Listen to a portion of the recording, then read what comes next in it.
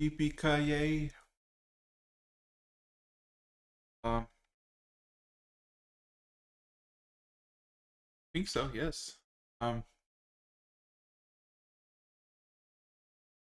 Welcome to, well, to, welcome to, Station 7, I guess.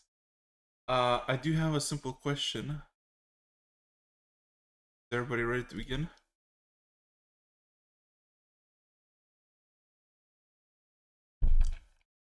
So, I'm gonna play. There you go.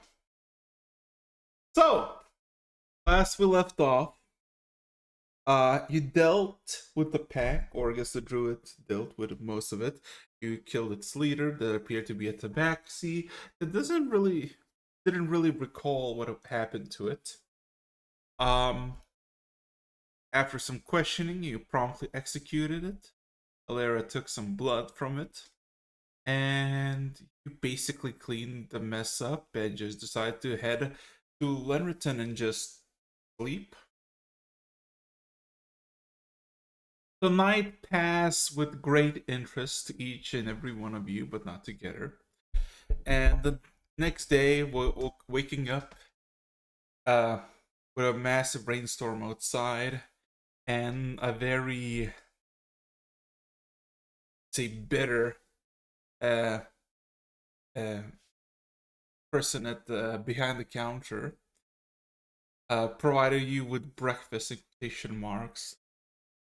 As each and every one of you decided to go on your own ways to deal with the problem they still have of the potential free targets you need to still kill.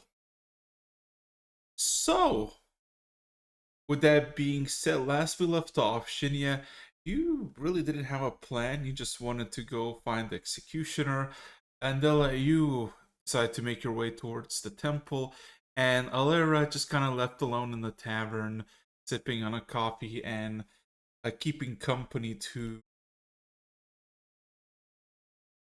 the lady that behind the bar. So, which one of you two like to begin your journey?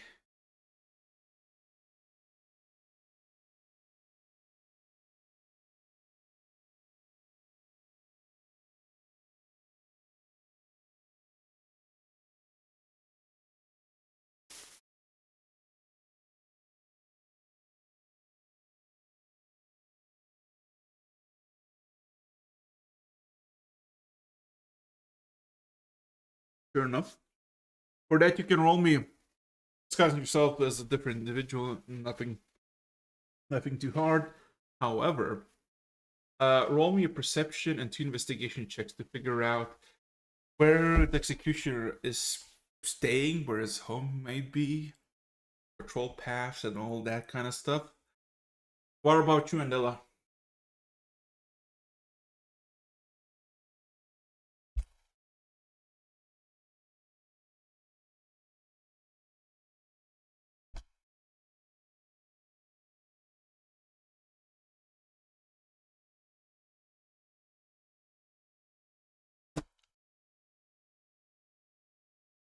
Wait, let me see if I can refresh your memory. Was it Zaria? The yes, yes, yes.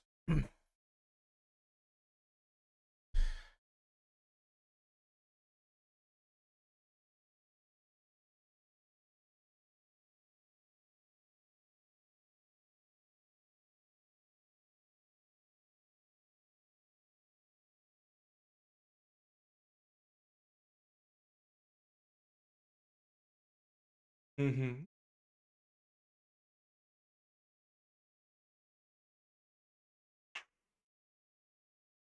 Yeah.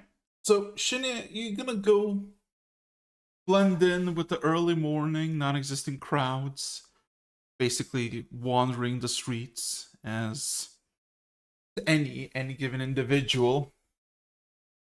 Hmm.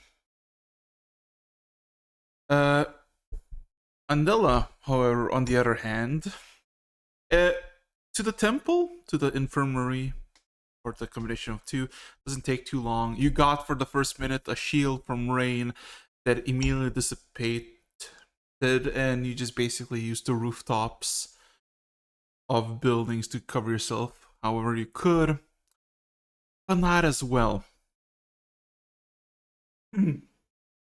Making your way to the front of the temple, could you roll me a perception check?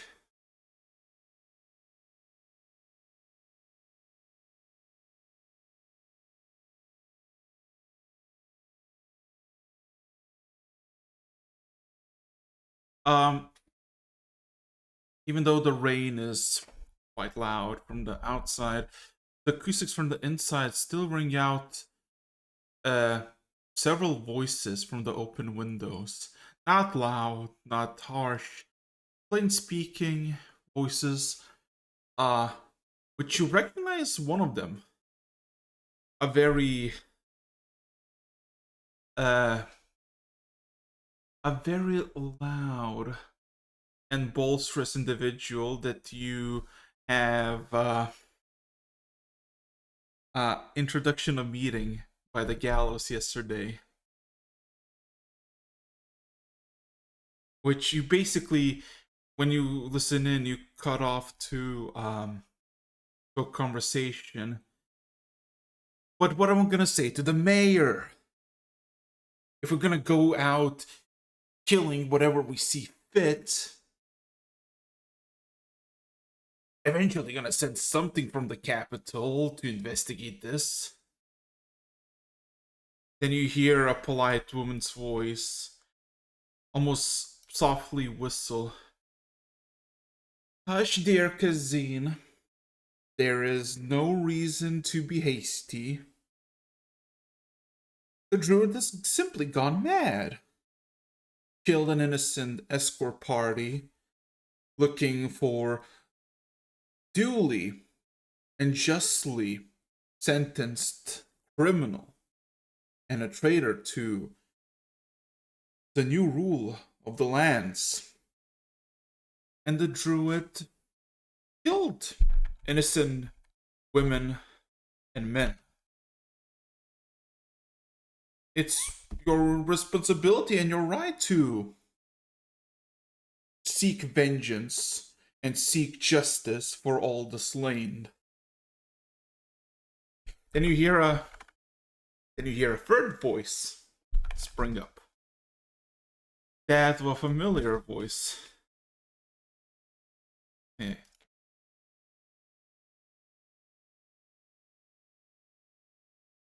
The young lady is right.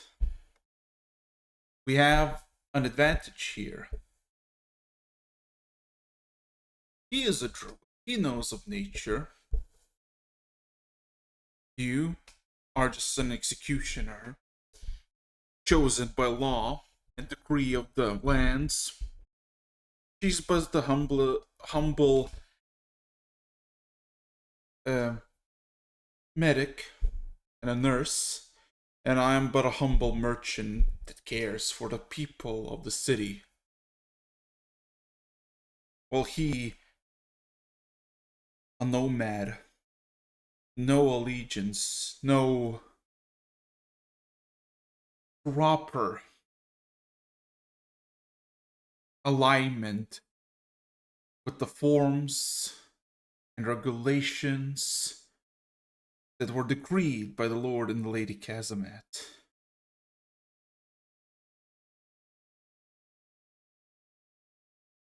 Then there's a bit of quiet, and what you can discern is the calm speaking out again. I have a few people that are probably willing, with a bit of money and persuasion, to falsify claims that they were bear witness to the cruelty of the druid, how he lunged with his druidic might and, well, killed civilians. Hardworking men, women. Of course, they fled. fearing for their life. And how else would they? What else would they have done? Then you hear the executioner speak. Yes, I guess. I guess. So what? Do I just rally the militia? Rally the capable men? Get a few sorcerers? Where's Ziz anyway? He was supposed to be here today. Then you hear the female voice speak up. I don't know. Probably either in his lab or drunk somewhere. Haven't seen him, nor really noticed him for the past few days. Maybe he's out of town. No, he's not out of town. Also look for him as well. So what? How many? The calm speaks like a again. How many what? How many men? 40, 50, 60? There's a bit of silence.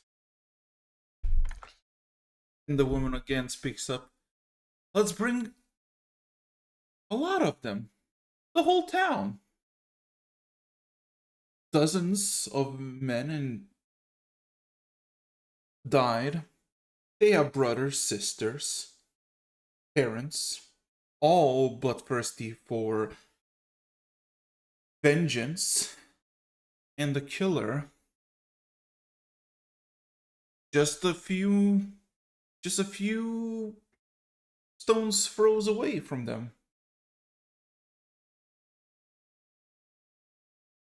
So you're proposing a lynch mob? That I am.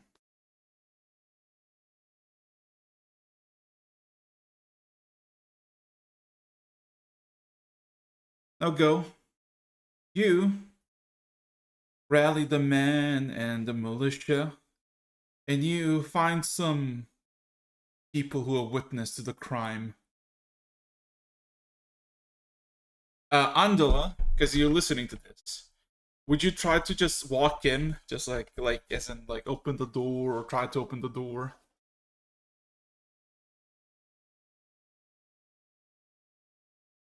Mm-hmm.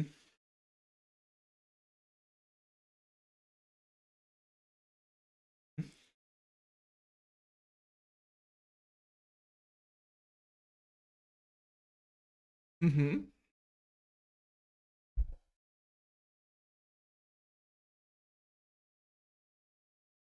Mm. Yeah. Takes a takes them a few minutes. Not a few minutes. You take just down an alleyway, and it's pretty easy to um hide. And you can hear the heavy temple doors open up, and a calm. Your, I guess, officially non-official employer and the executioner walking out. Uh, the calm seemingly immediately, just instinctually, turns left and walks basically towards the Red Moss Inn through the rain, while executioner basically goes opposite way. And in a good 20 something seconds, the way is clear. There is nobody stopping you. There's basic. It's early in the morning, and there's not a single soul in the street.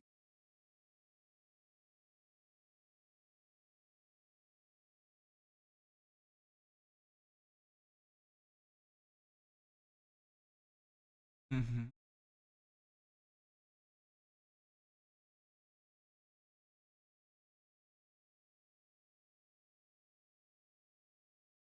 Well, yeah, as you just heard.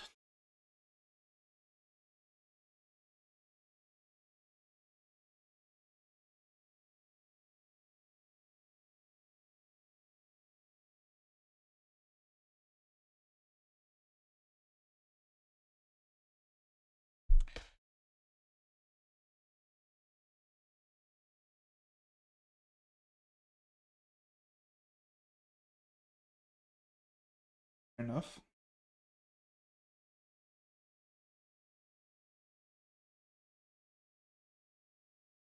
So you walk into the temple after a few, and almost startlingly, you see there is only one person.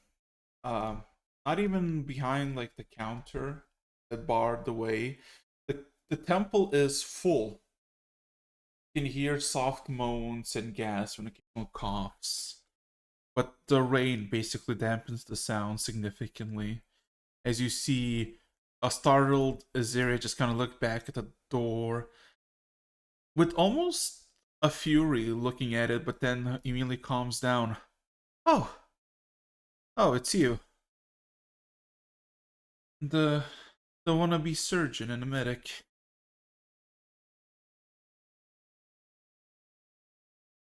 Uh,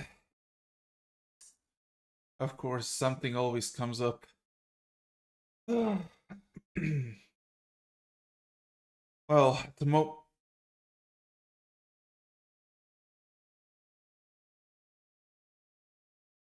I see. Well, it's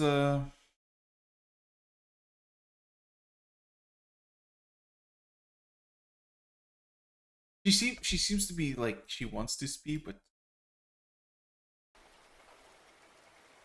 delaying something. She seems to be thinking. There's really not much work. There is a lot of work in the following hours, but at the moment, kind of looks back. Everybody's patched, mended, some on heavy sedatives. Nobody's dying, slowly healing. There's nothing really that can be done except for waiting and preparing for some new individual come here bearing their illnesses and whatnot. Um, as you kind of look, Andela, because there's no barring a passage, and if you go to the barrier, it's open so you can pass through. You do see there is a chair at the end of the temple, and in the chair, by the amount of hair that is basically surrounding it, you assume Micaiah is also still there, probably asleep, facing the actual wall of the temple rather than everything else. It must be so depressing, honestly. But yeah, so there's nothing to do right now aside from preparation. Obviously, I can do that as well. Anything else you need? Anything that needs to be delivered, gathered, found? I'm kind of new to the city, so I need to learn to find my way anyway. There's anything I Uh, can get you? he seems to... Roll me a persuasion check. Very well. My persuasion. Why's my persuasion so high? I don't know, tell me. It's been a while. Not 20, 26. Jesus fucking Christ.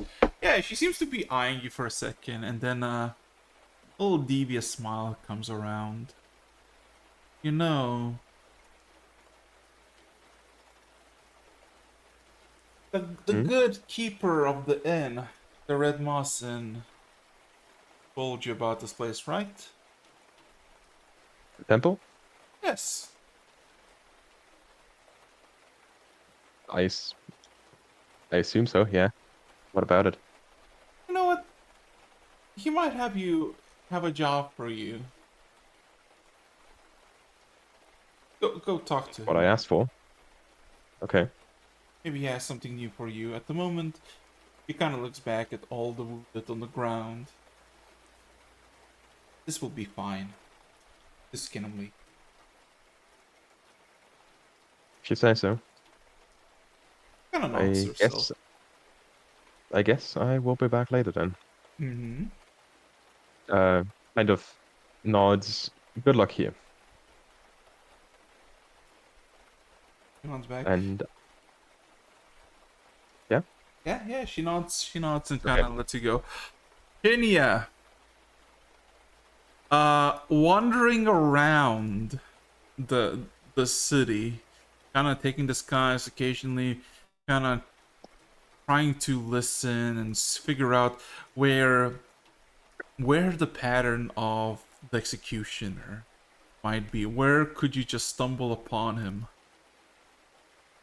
And about wandering for like 10 minutes around and making like yourself in, I would assume, an disguise or two, kind of blending in, occasionally watching as either a few guards hiding from the rain just kind of watch you walk by, or some early goers doing some business or whatnot. You literally just spot a familiar uh, head in just an alleyway, just walking from one side to another. And it is the executioner. Not as jolly and happy as it was the first time you met him, with a serious grin. Not a grin, more like a scowl. Looking quite bitter. Seemingly just kind of walks towards you. Not because of you, but basically making his own way. What would you do, shit? Would you just stop in the middle of the alleyway and just stare? So we're essentially walking opposite directions. I'm walking up, he's walking down. Yes. You were walking down an alleyway, and then he turns to the same alleyway, and you're now basically gonna. There's more than enough room for you to just walk by each other without making physical contact. Yeah, I would make room for him and let us walk by and give him like just a brief evening or morning, I guess. Morning. He Keep going, slow down enough just to kind of see which direction he's going to turn outside. Yeah. If anything happens from that. Yeah, he doesn't say anything. He walks by. You wait a few seconds, slowing your pace down, and he makes a left turn. I'll shift my eyes up and down the alley real quick, make sure no one can see me, and disguise as someone else, and then turn around to start following. He's just gonna follow him. For now. Yeah.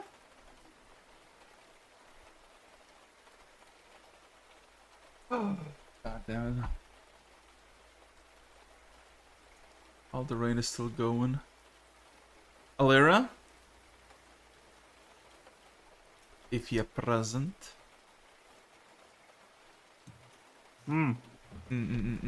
So, you've been chilling for a good 10 minutes, enjoying your coffee, maybe something else, you feeling fancy, enjoying the company of this young adult slash teenager, kinda I guess working. She's not enjoying it, she's just doing a job. And then through the door, quite almost with a rush, walks a familiar person you saw at least 2 times. A well-dressed human. I'd say he would be a lowborn, not a lowborn, a low nobility or a wealthy merchant. He just kind of shuffles in and kind of looks at you, Alera, gives a smile and a nod, and then looks behind the counter. The girl behind the counter immediately staggers upwards and looks a bit shamed. The man just says, "Good, carry on." Then kind of goes in the back room of the inn and closes the door shut. And you can hear after he closes the door shut, there is 1, 2, 3, 4 locks that loudly get swung, and you assume get the door that he entered locked tightly.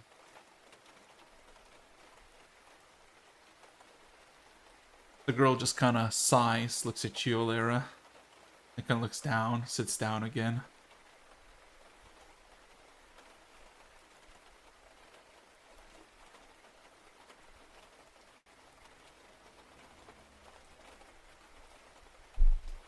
Oh, shit, sorry. Did you say I did or didn't recognize him? Yes, you did recognize him because you were kind of told that this guy was one of the. Oh, that guy. Yes. Okay. It was the guy. Give me a second. Let me give you the picture again.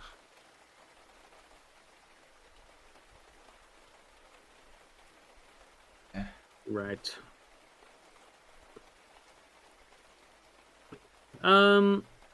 I don't think I know this place very well at all.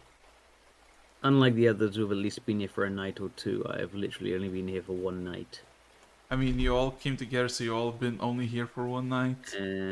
Yeah, but they hung around before. They were talking. I don't think I've done anything except that this morning. From just like the basic proportions of this building. Mm-hmm. How many rooms are likely on this ground floor? You can roll me an investigation or intelligence check. Basically, I'm just trying to quickly figure out if that room has another exit. Or if he'll be coming back this way. Oh god, sorry, I've accidentally closed my character sheet. What did you say? Perception? Or investigation. Or investigation. Neither is the best, but I guess investigation.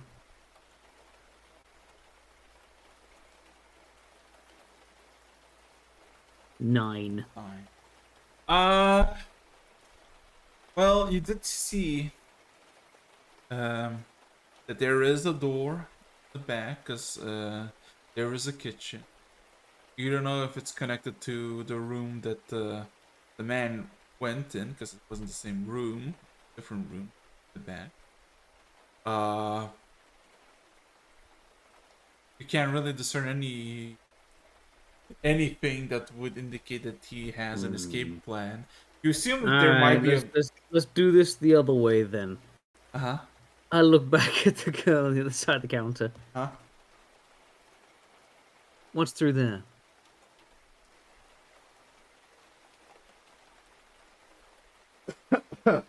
My boss's office, I ask.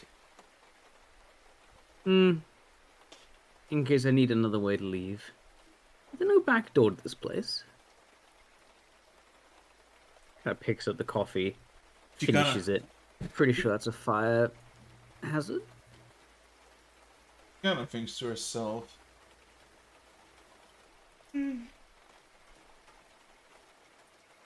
There is the kitchen. She kind of points to the open door behind her. That has a door. Kind of points at the door that the man came through. Two small windows there. Bow barred and metal, so no.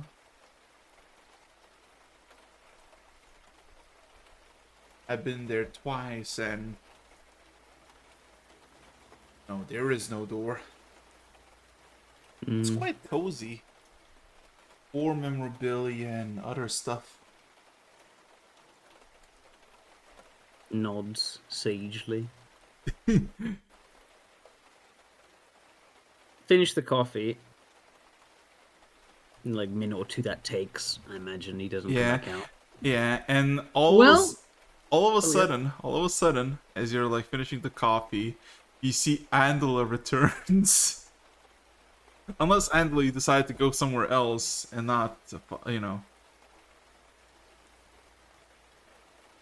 I would be on my way back, so I think it's reasonable to say that I would be returning right there. Yeah. Yeah, I guess I would be coming back in.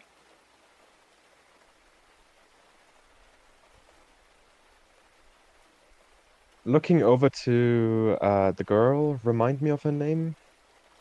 Oh God.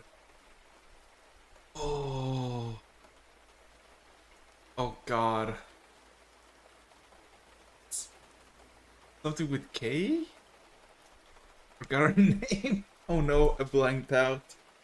Actually, wait, I have a note on it. Okay.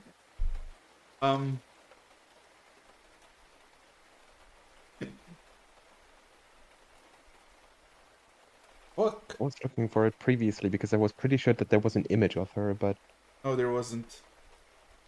can't find anything. But something with a K. Anyway.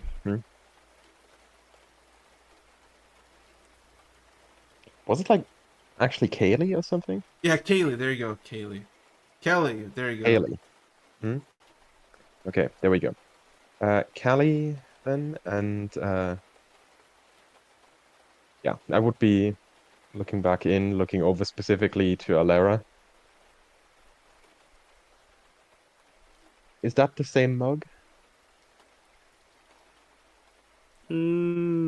Probably not. No.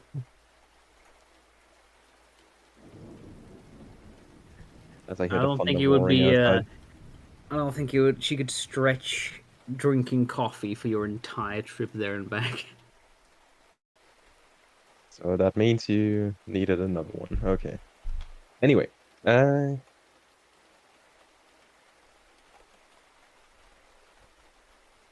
really quickly, looking to Kelly. Did Edwin pass through here? It kind of points to the door that is closed. Yeah.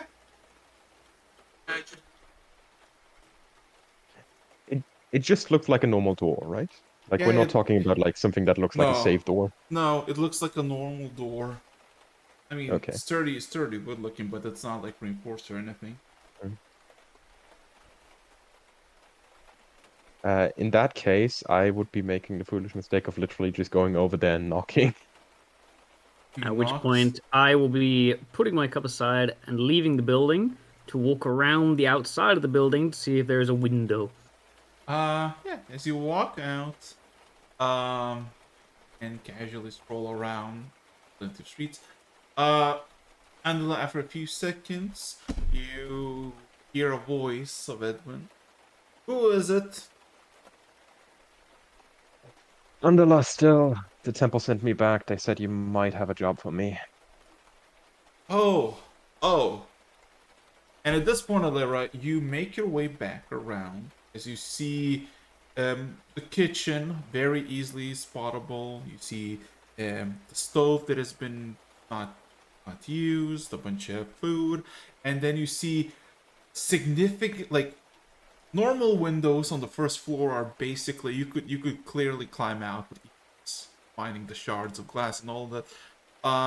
The actual windows in question, the two small windows, are so small you could fit a hand through, but you couldn't fit your head through it. It's that small.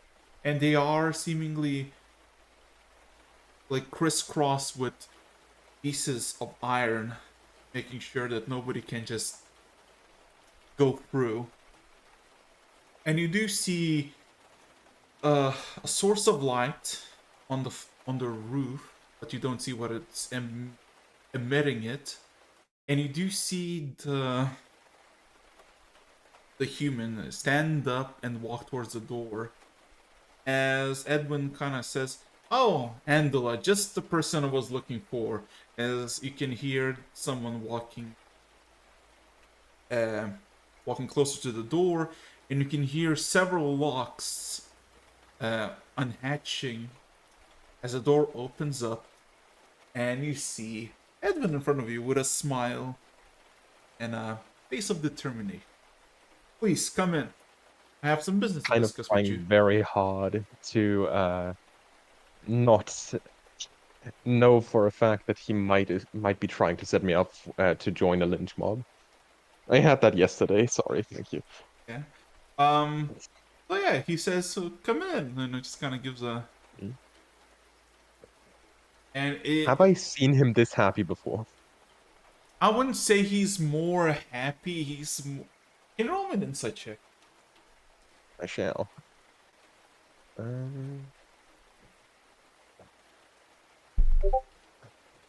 Nat 1. You cannot read his expression. He looks happy. He's not like super excited, but he's like he was stern, like this neutral face, serious. But now you see with a genuine smile, nothing really else. As you go in, looking around, you see a very nice, cozy room, about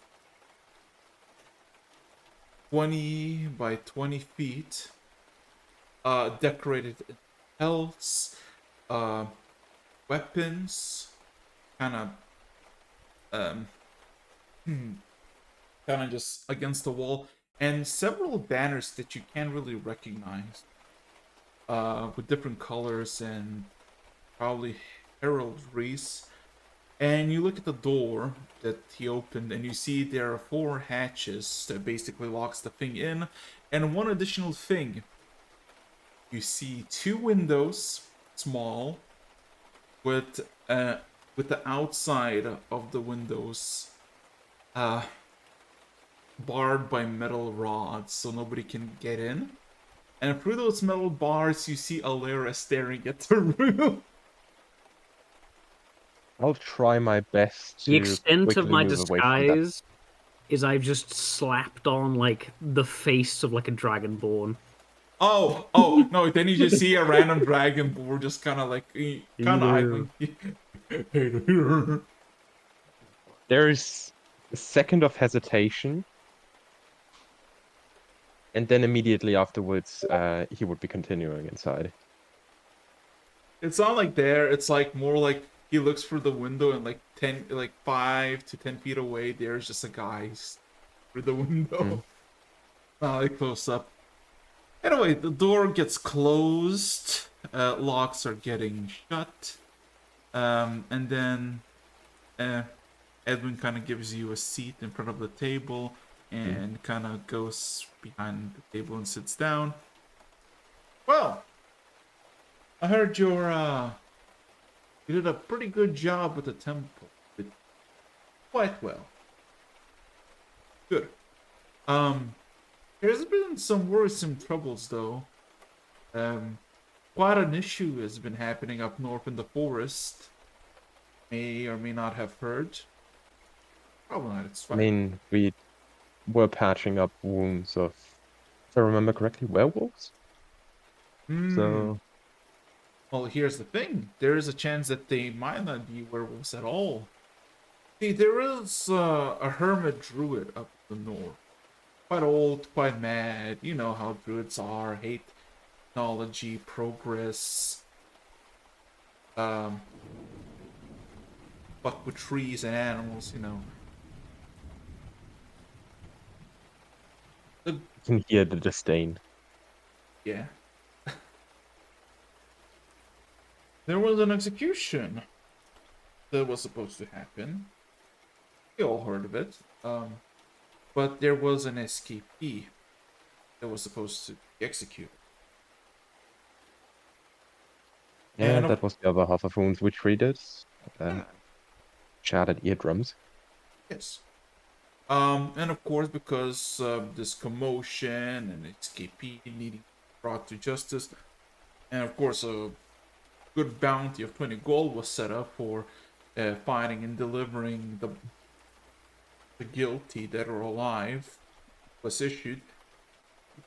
Quite a bit of dedicated to the cause, men and women decided to take up arms and search streets, up down the road, in the south by the river, and in the north by the forest. Well, apparently those who went to the forest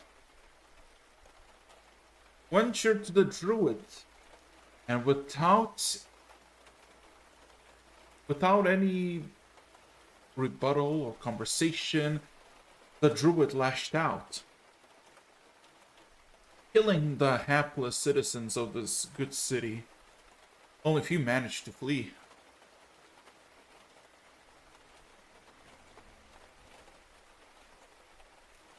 So somebody survived that onslaught. Wow. Lucky them, lucky them. However, one or two people that survived, and about, what was the number? 17, 20 dead? Well, that would not do. They would not be believed. Now, would they? So, I need some people. I need some witnesses that there were more survivors than the two, or the three that are. You know, 2, 3 happenstance per chance. The druid probably cleaned everything up and will make it that nothing is there but a patch of wild flowers and such. But if you have like 7, 8, 10, well, then people would be in uproar. They would demand justice for this killing. Think of it. Innocent lives were killed. Innocent people lost their livelihoods and lives. I wish you to be one of those people who witnessed to the atrocity that the druid committed. He kind of grabs under his table what seems to be some sort of piece of chocolate or something, and just kind of eats it. Then grabs a piece of parchment and a quill with an ink well. I would like you to write a statement that you, first name, last name, witness to the atrocities of the druid. It killed innocent civilians who were pursuing a guilty and judged criminal, and that you escaped with your life, and you want retribution and justice for the fallen lives of the good and innocent people of Glenriton. If you do that, I'll give you 20 gold pieces. Let me look up something really quickly. Hmm? There we go. Also, Larry, you can see this whole conversation happening. And he's like not looking at the window or anything. But you can see that the conversation is happening. And that Angela was given a blank piece of paper and a quill and an inkwell.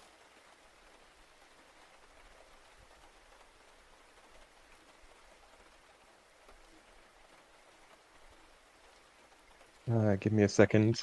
I'm actually going to write out something. Mm-hmm. Feel free to skip to another scene. This might take a second. Lara, what are you? Underlie is just going to start writing. Okay. You know what? I'm gonna return to two of you two, because I think Shinya's gonna do something crazy. Shinya, if you're still here.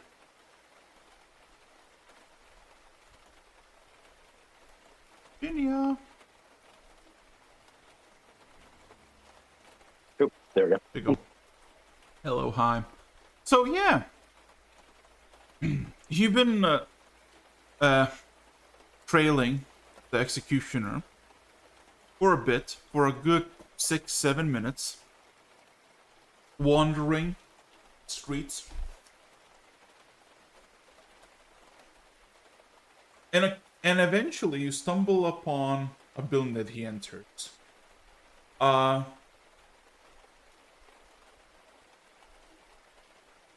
The building seems to be not abandoned, but in not a really good shape either. He opens the door and kind of enters boldly. He starts yelling out names, but nobody's answering. It's very quiet, and he seems to be storming off to the second floor of the building. But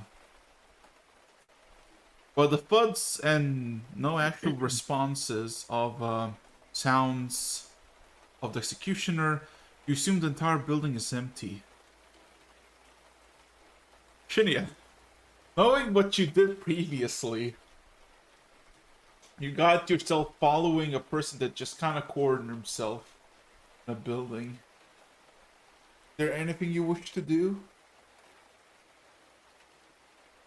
I'm actually going to be playing it more cautious this time since I don't want to be killing two of them a day apart. But I will go ahead and turn invisible and follow him up and just get a layout of the building better and see where exactly he's going. This building seems to be like a living quarters. People have slept on the ground and on the makeshift beds, and there's about 10 to 15 people that could sleep here, but nobody's here. Everybody's missing and empty. And when he kind of looks for all the rooms, he kind of swears to himself, goes, "Oh yeah, they got fucking killed. Why the fuck am I here?" And just kind of storms out of the building.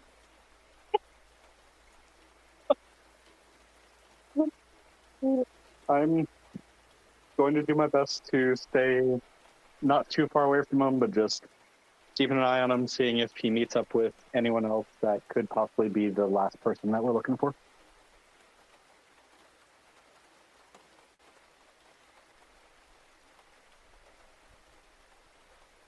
Well, you you continue just to follow him, and he occasionally stops by guards that patrolling who kind of salute him, and he just tells them, at 10 sharp, everybody by the guardhouse too.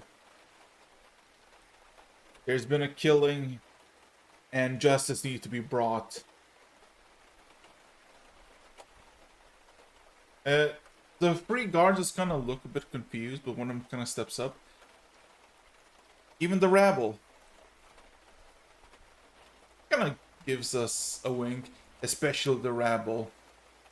There will be additional hanging today on top of the criminal.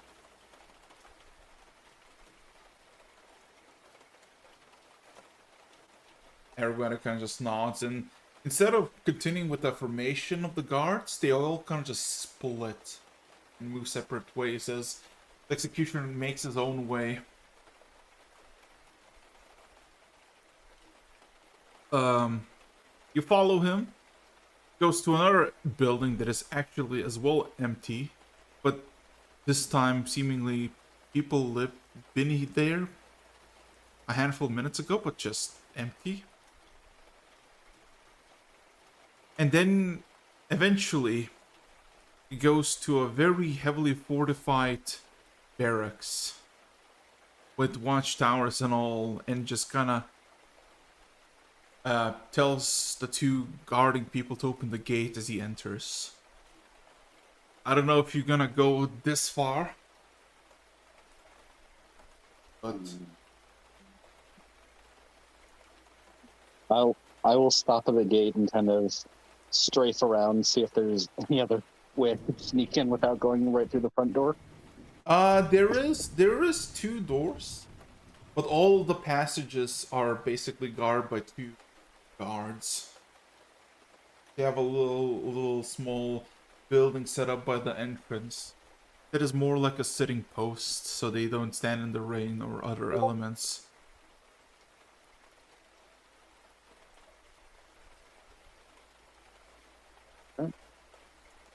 I will kind of camp out, not in an obvious place, but just enough to keep an eye on any two set of guards.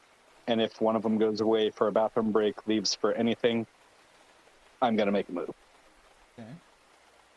Just roll me d20, let's see if it's gonna be faster than...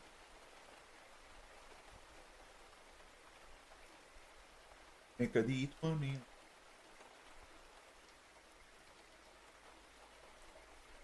Yeah, you wait like 10 minutes. And then one of them just fucking grunts, says, "I need to take a shit." Hold it. And the other guard says, "Just go." And he kind of nods and then runs down the alleyway like fucking bolts. And you can follow the guard for a bit, but he's fucking bolting somewhere. And after like a good half a minute, he's basically out of the range of the barracks entirely. He didn't run in, he ran out. Hmm. Alright. I guess I'll follow the one that ran away. Gonna follow the one who ran away. That would probably be safest, yeah. Okay. Well, you follow quite easily because he's kind of screaming in pain. And eventually he does enter one of the buildings. And when you make it to the building, you don't really hear anything because of the rain, but you can smell something awful. And yep, I don't want to be too close to that fucking disgusting creature smell, but as soon as it leaves, I'm killing it. So, it takes like 7 more minutes, and then you hear heavy breathing as this almost purple-faced old guy comes out, sweated, bearing down, and opens the door.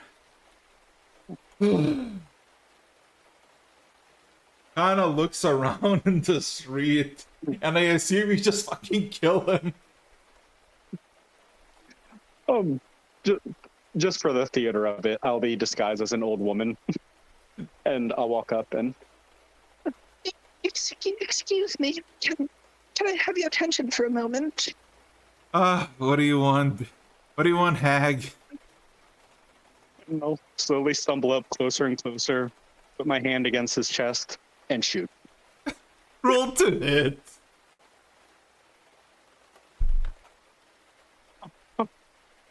What would be?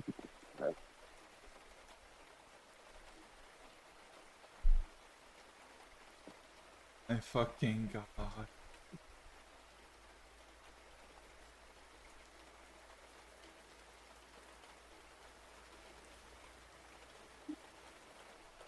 Okay, 1 second. That would be +7 -3 plus. Okay.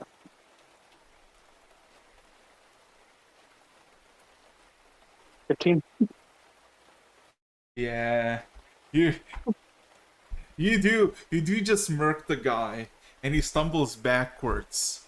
And he's fucking dead. Disguise self as him, and I'm going back to the guard post. Fair enough.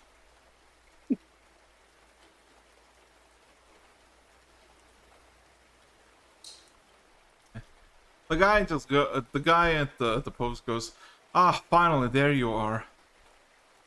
Ugh. Sorry about that. That was terrible. That was terrible. You're fine, you're fine.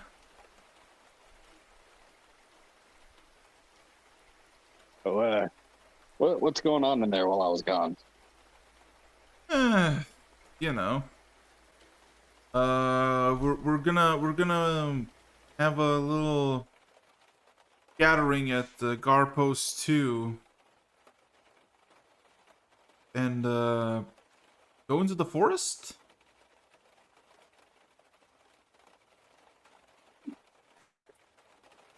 What's in the forest? I don't know, some old guy we're gonna hang. I don't know. Ah, He kind of points to the door. Go inside if you want to get a brief from the gentle Kazan, if you wish. if you don't mind holding down the door a little longer while I'm gone, sure, that sounds good. Oh, be my fucking guest. He kind of opens the door and just kind of. Can you roll me an insight check?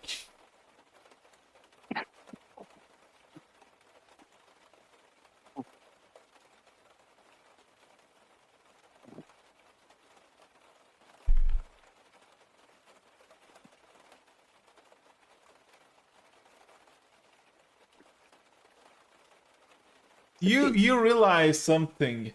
Uh,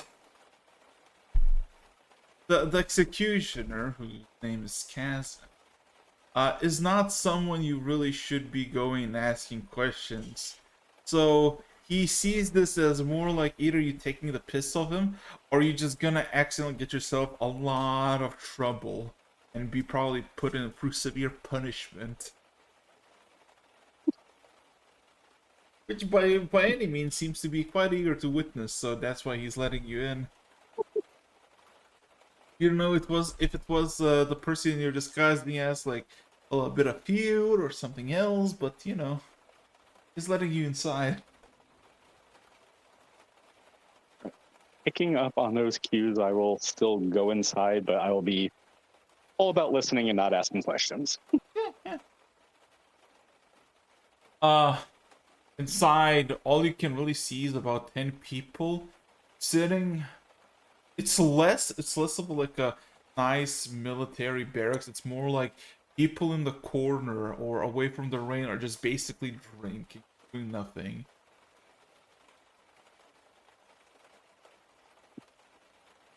And of course, you I'll look see around the room. yeah, and you see a bigger building in the center, which is of course the barracks itself, not the wall.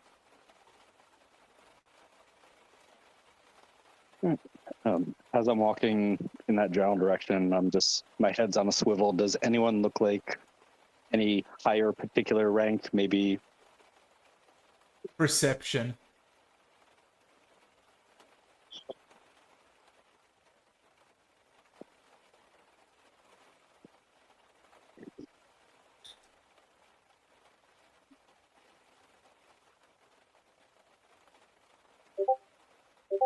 $28.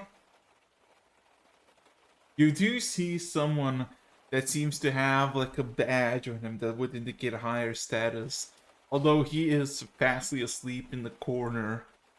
And looking at him, you see him, he probably puked something out, as there is remains of vomit on his breastplate and pants. He's alive, he is sleeping, although he's fast asleep.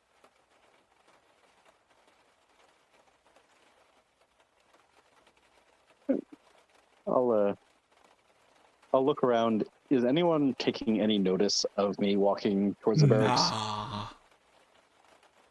Nobody.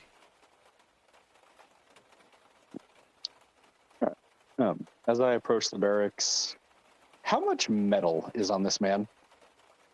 This higher ranking person? It's a full breastplate, some reinforced leggings, and a helmet that basically covers his entire face. He's quite old by the looks of it. Most of his hair is gray with a bit of streaks of blonde. A human.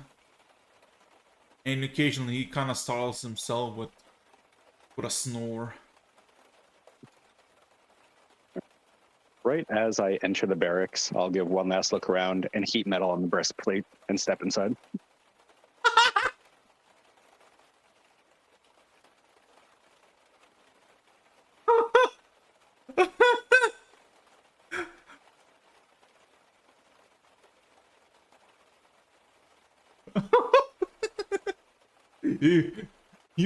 You close the door, and you can hear a very loud fuck as a bunch of screaming can be heard, and then a bunch of fucking laughing. Whew. The barracks themselves are 2 stories tall, quite wide. The first floor is basically seemingly to be a sort of office area where documentation is there. You see filing cabinets made of wood. You see tables, and of course you see an iron gate with the iron wall, a fence. Oh, there you go. Iron fence with an iron door that is locked, which has a bunch of weapons, like an armory. And the second floor seemingly houses a lot of sleeping beds, a few more filing cabinets, and what seems to be, if this building would be like 150 by 60 feet in size, the second floor, like, it's mostly just beds, but what seems to be like almost a quarter of the barracks is walled off on the second floor for one room that has one door.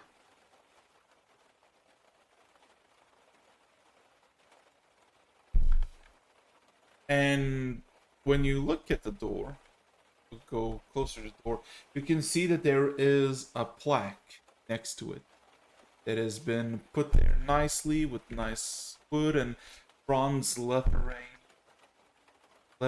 that basically says Kazan Friend, appointed executioner of Elenriton by the degree of Lord and Lady Kazamat. It's quite a long plaque. So, yeah. And in the immediate vicinity, once again, is there any people, or is it a fairly empty room? And the entire barracks, the actual barracks, are empty. There's not a single soul on the first or second floor, except for the person behind the door you're standing next to. And then the armory, what exactly is in there? Is it swords, guns, explosives? Well, some shields, some swords, and a bunch of chainmail. Basically, what you saw outside on the more less well-equipped individuals. It's basic. It's basic equipment. It's nothing that would catch your eye.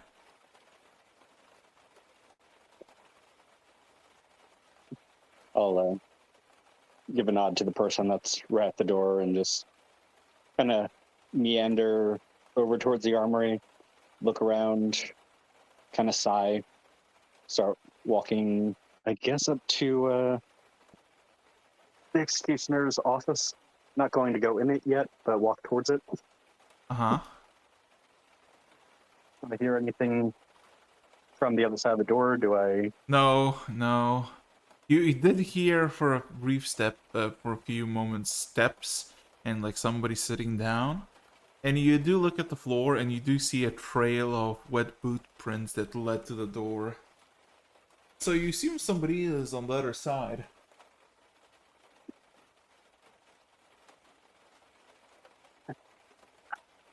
And I'll turn back to the person at the door.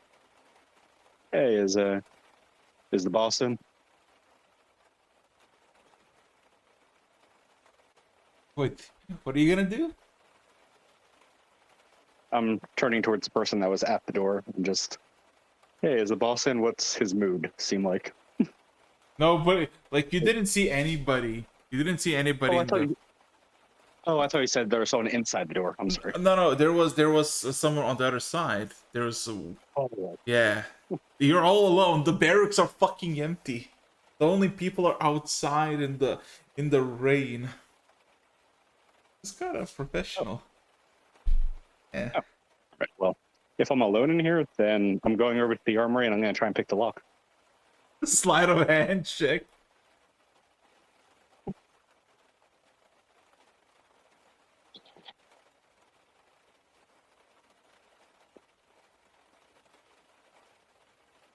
$28. Did you really roll 28 on that? No, one second. Oh.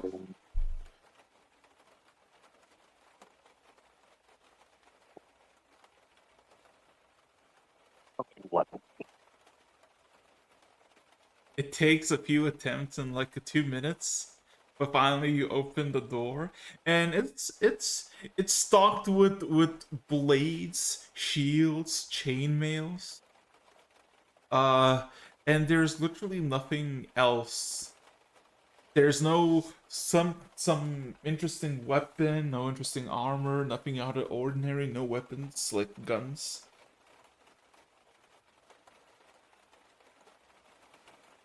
About how many of these swords and shields and chainmails are there? Uh,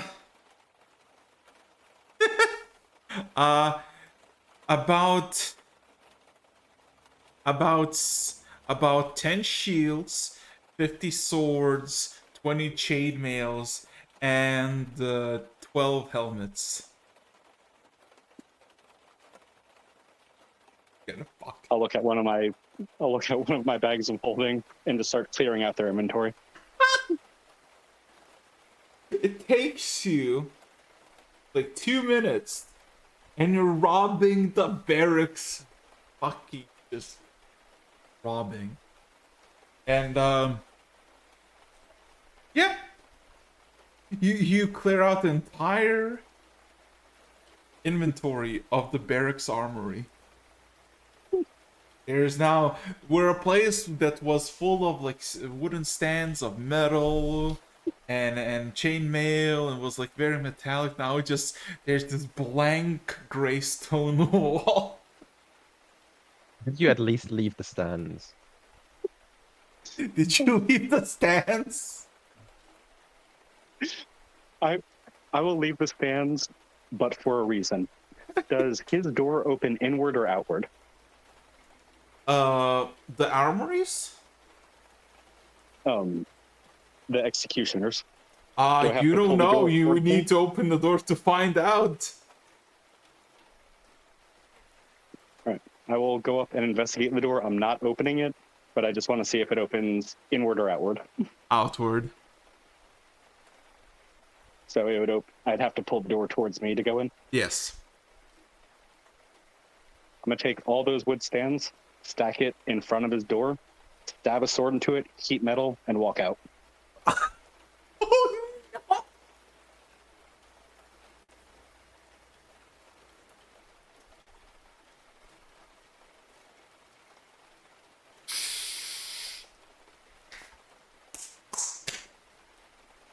Arax is just going Oh my- silent. You know what? You know what? Shinya.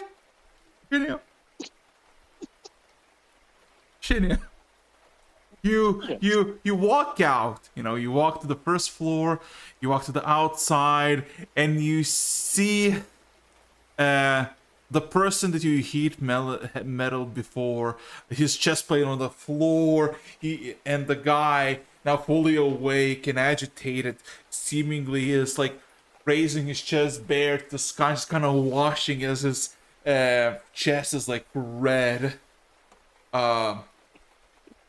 And people either like laughing at him or making jokes, and you go for the door that you came through. Nobody gives a shit, and the guy just goes, like the person that let you leave. Finally. So, how was it? Oh. I got up there and I thought maybe it's not the best idea to bother him right now. He did not seem like he was in a good mood. Oh, you fucking think. Anyway, so here's what I'm gonna do. You wanna play some dice? And as he says that, you all hear a loud earthquake. And it's like, wait, this vibration is just, and everything is calm. And then all of a sudden you feel pebbles. And then a massive boulder just fucking lands like 10 feet in front of you. And then 100 more pebbles. Can you roll me either a dexterity saving throw or a constitution saving throw as the entire barracks second floor combusts?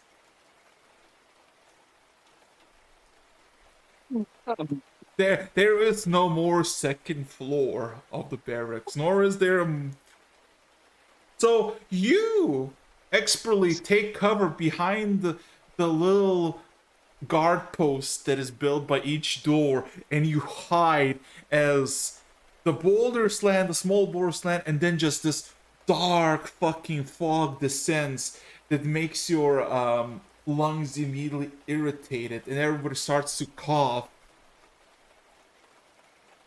People are opening the door and running through, screaming and yelling.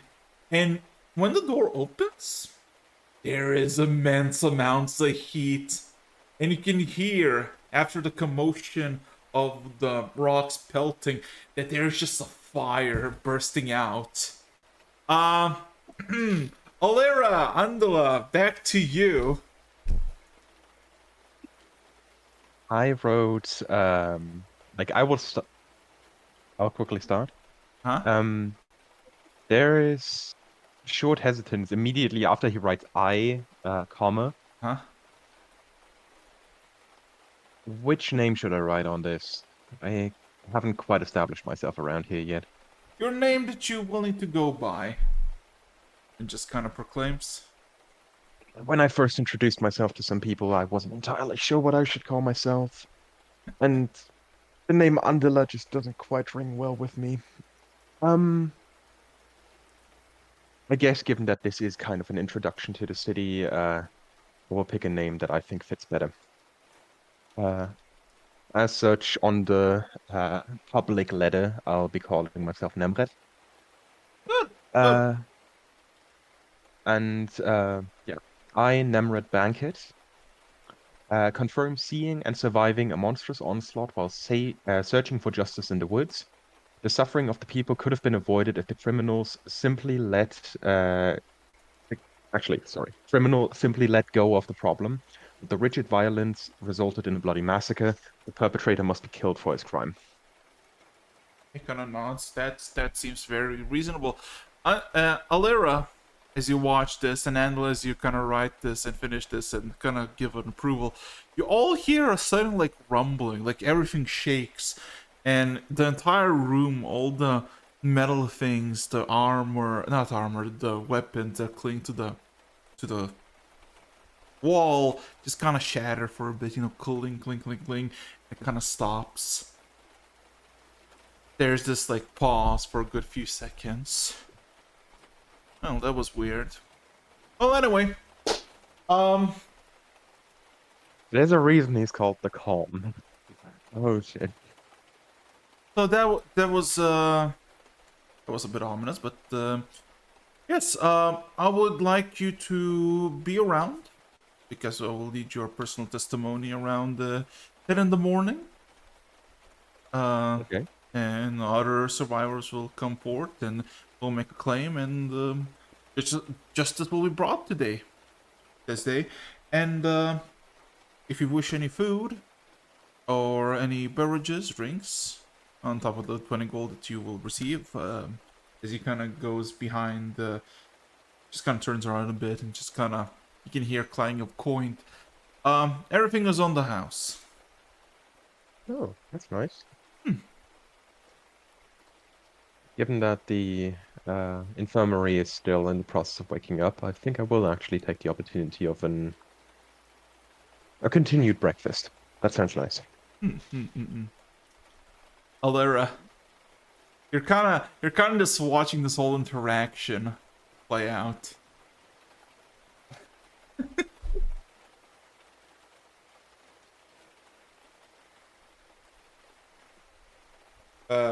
You're seeing Edwin, the man, and Angela just basically doing business as you, the Dragonborn, just kind of stare, kind of in the alleyway into the window. How big is this window? It is enough for you to put your hand through, like your Alera hand. The Dragonborn might actually have difficulty. Your head could not go through. What is it made out of glass? Yeah. What did you say? made out of glass. Yes, yes, the bear. I'm just gonna look around for a moment. Mhm.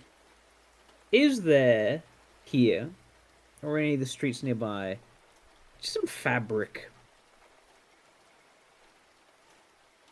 Fabric of any kind, really. You look around real quickly. You see, um, just tatters of a linen cloth. How That are big is this cloth? about like a square foot. Hmm. It's ragged. It's dirty. It's. This'll work. I'm gonna take that. Head back inside for a minute.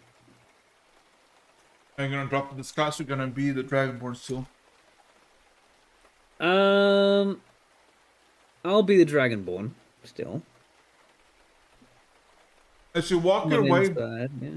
as you walk your Yep. way towards the entrance, looking what you assume is the northeast, no, northwest part of the city, you see a massive pillar of dark smoke reaching the fucking sky, and you can see in the distance through the streets that there is a massive black fog kind of just encroaching towards your location.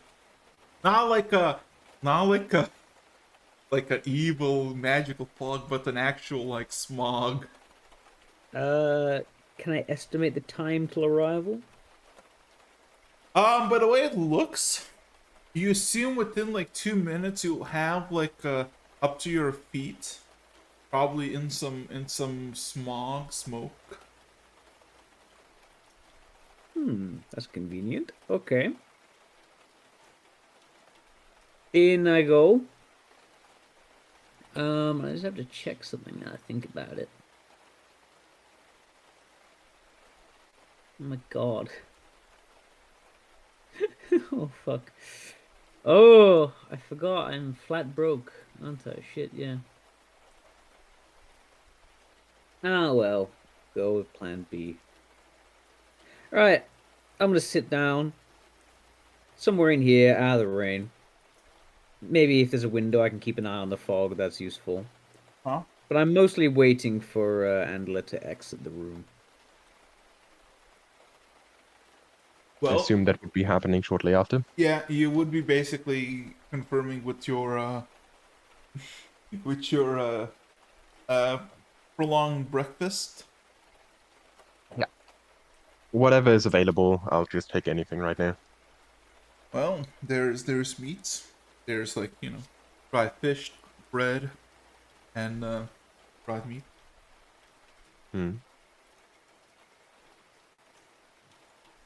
Once he's out, I'll kind of wander over.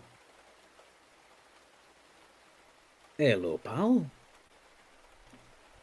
Had a lovely conversation. No? I did. Well, if we're quite done with him, can we be done with him?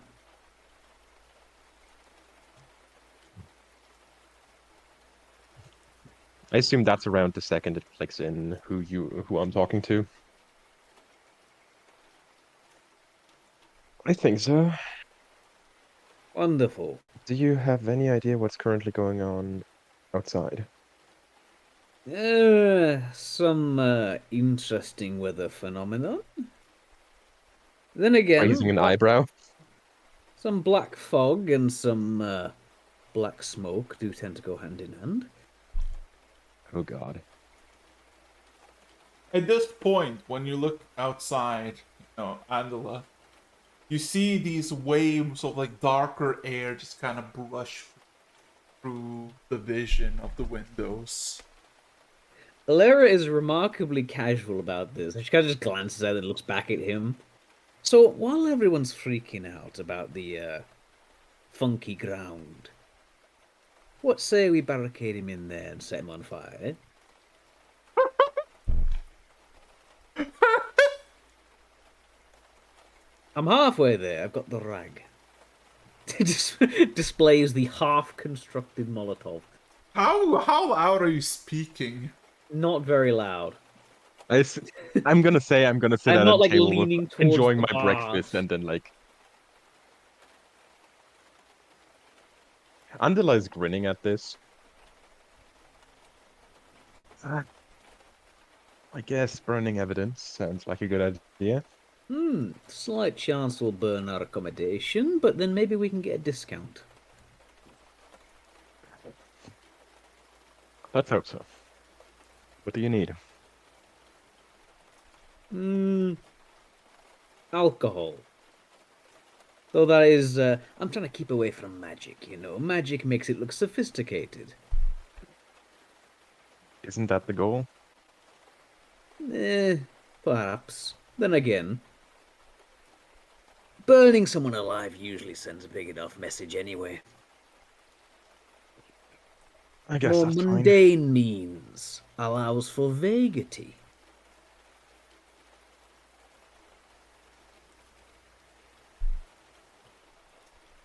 I guess that's fine. Luckily for you, everything's on the house for me. Wonderful.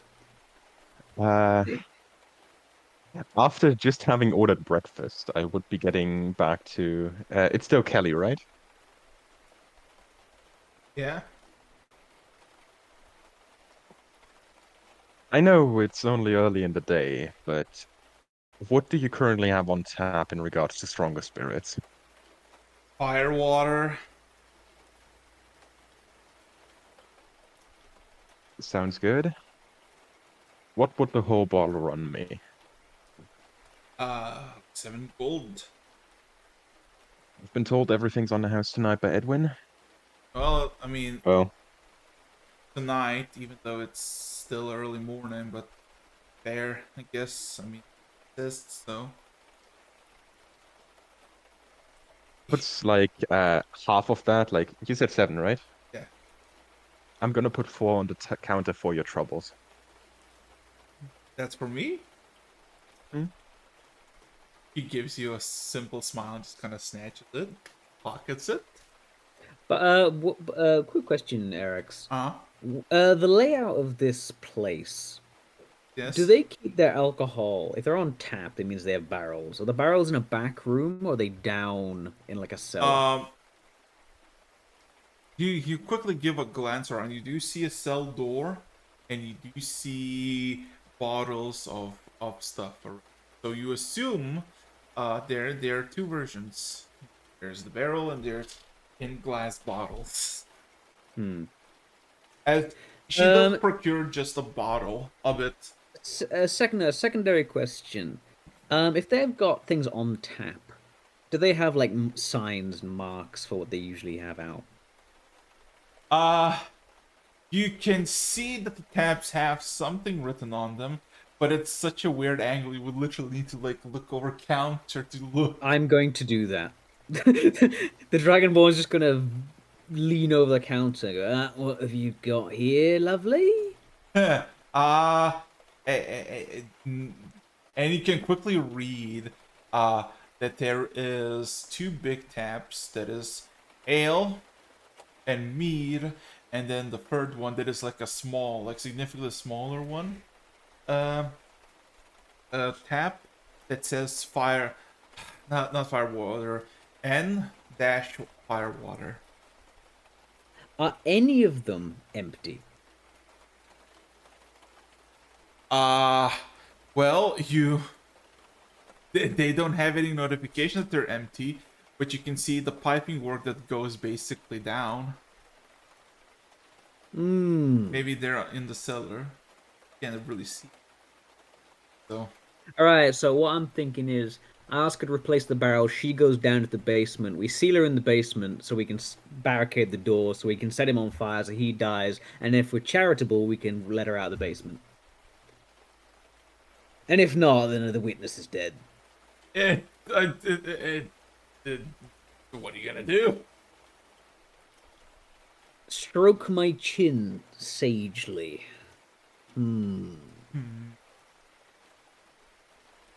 Alright, I might as well play. Basically sitting there like inspecting the fire bottle. Are you cool? Hang water on. bottle. What was this? I'll tap the small barrel. fire, water plus N. Uh-huh. It's a special type of fire water. Eh? What about it? Bear's very unamused. Special in what way? Have you put lead in it? Oh, it's from the dwarven kind. Explored its Oh, stuff. so you have put fucking poison in it. I don't want to hear that dwarven shit. Get down, if you please, me lovely, and get some proper stuff. Some actual stuff. Chuck that barrel out. She kind of looks at you Come on, I'm here on a mass order. and looks at you. And something in her eyes flashes. Oi, oi, oi, I'm on the job. No time for that, lass. And then she kind of opens the door.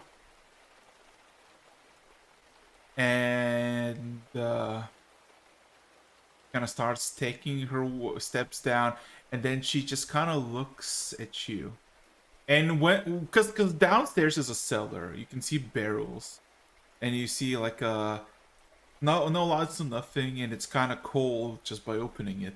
But in the darkness, you see her eyes glint in this greenish color. And then you hear a voice in your mind. Okay. Best of luck on your assassination job. And then she closes the hatch. Excellent. Barricade it with some barrels. Who would suspect the pyromaniac bartender who can literally summon fire to start a fire in the pub? Okay, we ain't letting her out.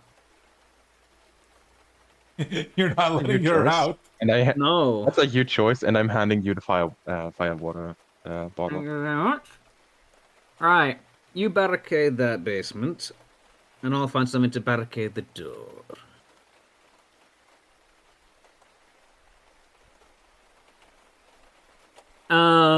I don't think that'd be pretty hard.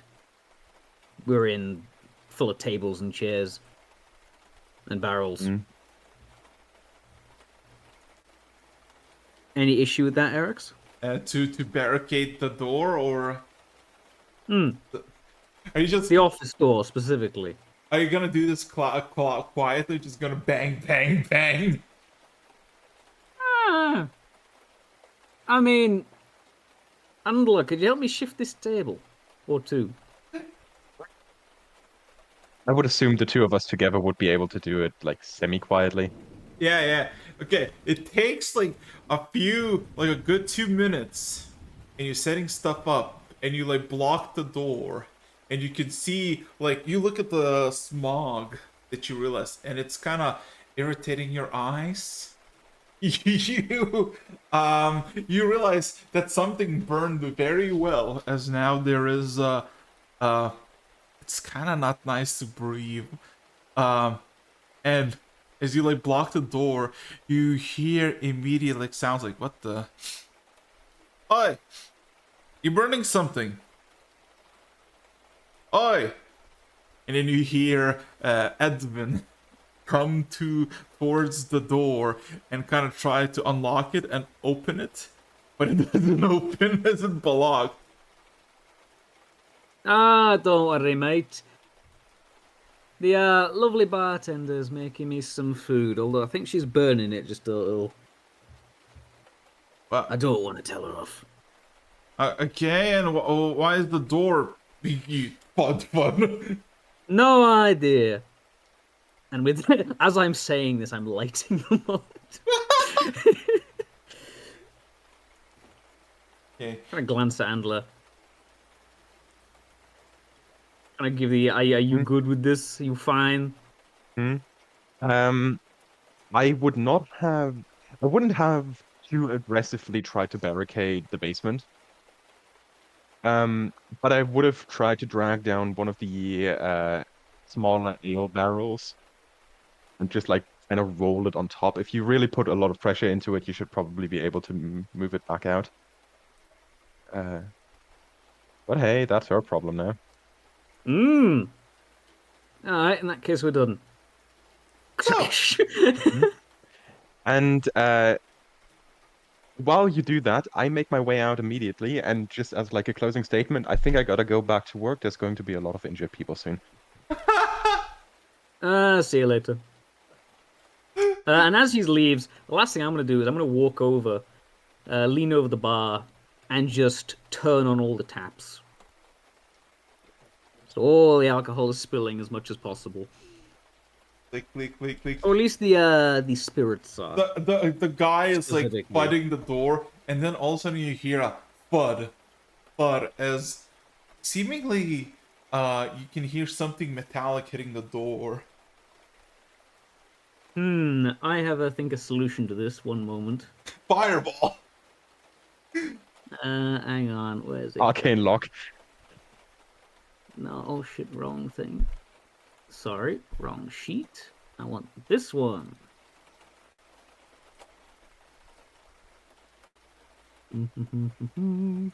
Oh, I don't have it. Oh. Ah, well. I'm just gonna let you stand. Oh no, I do! Mending. It's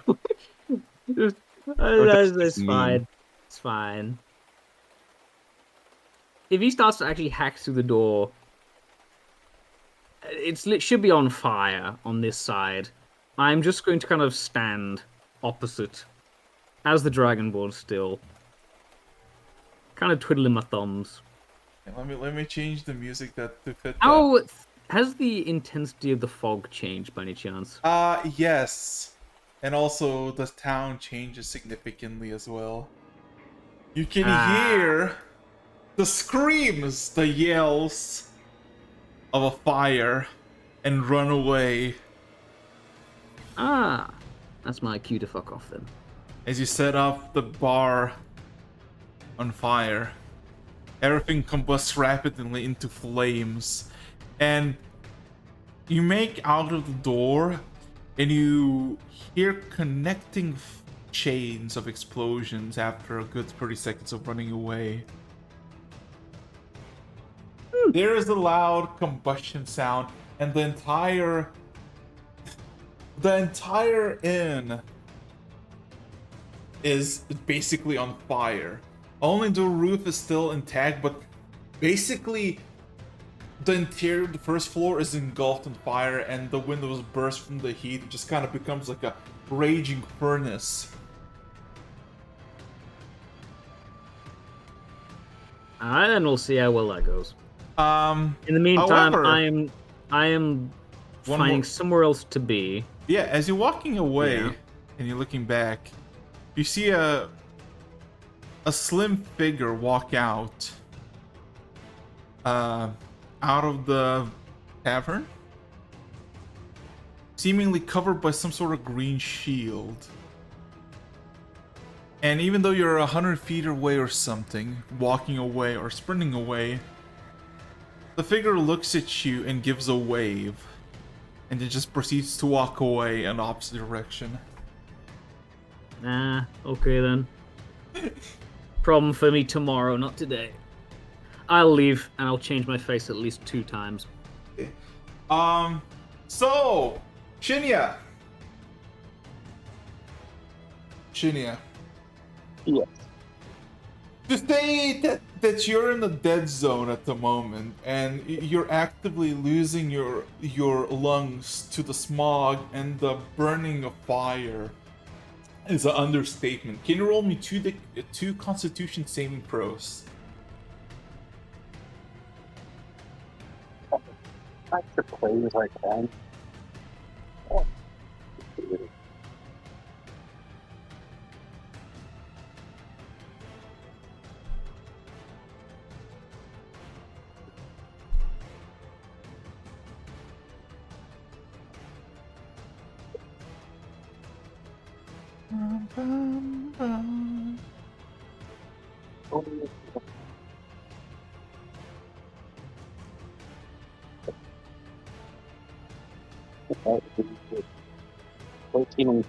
Give me a second.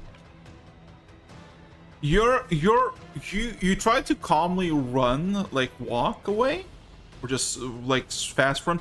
But then you realize the guards who were inside made it like 50, 60 feet before they just dropped on the ground and just wheezed and then stopped just moving.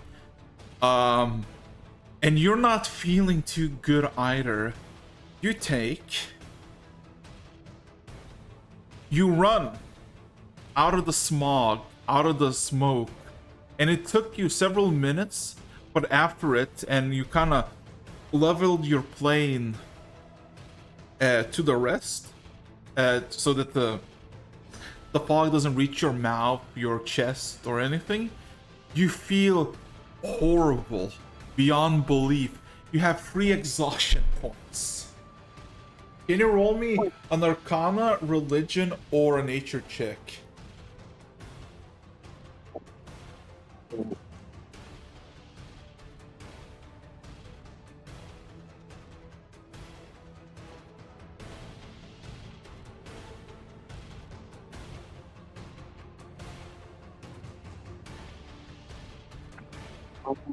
What was it?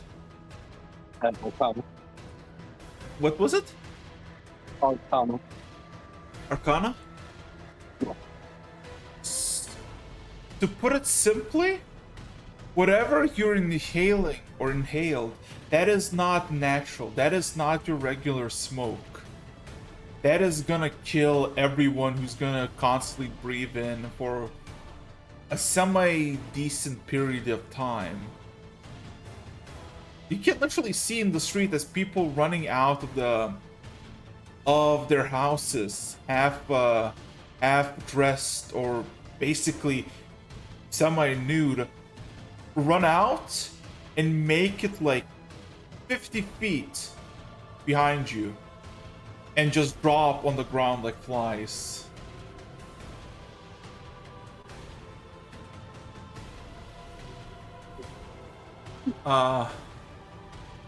Andela?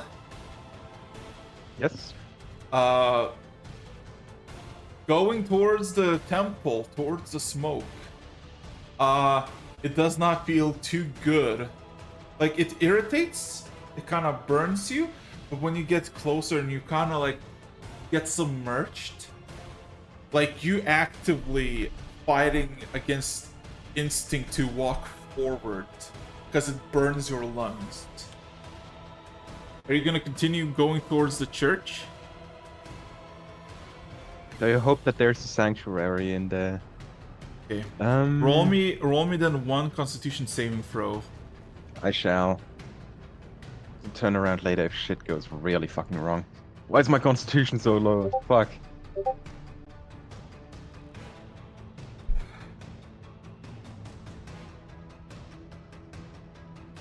Okay, and you take 2 points of exhaustion. Like, Okay. you ran towards the temple. It took you, like, take a deep breath and run, occasionally take another deep breath and run. You see bodies on the street. Dead men, women, and children that are just either through... Like, whatever the cloud is, it is poison. It is not natural. But when you make it to the temple, there is almost a sudden change of air as the breathing air improves significantly and your lungs feel free again, even though you're feeling your breath short, your hands tremble in tremors, and your face is red and almost towards purplish. Inside the temple, there are a lot of people. There's about 60 people on the ground some are catching their breath and trying to breathe, while some of them are just unconscious. You see 2 people.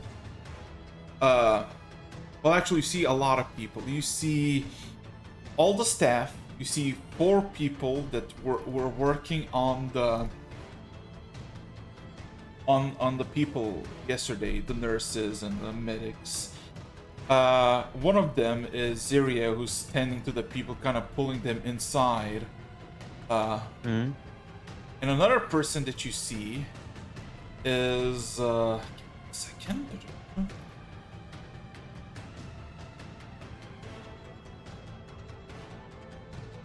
Another person that you see that is basically up is Mikaea, that stands in the room,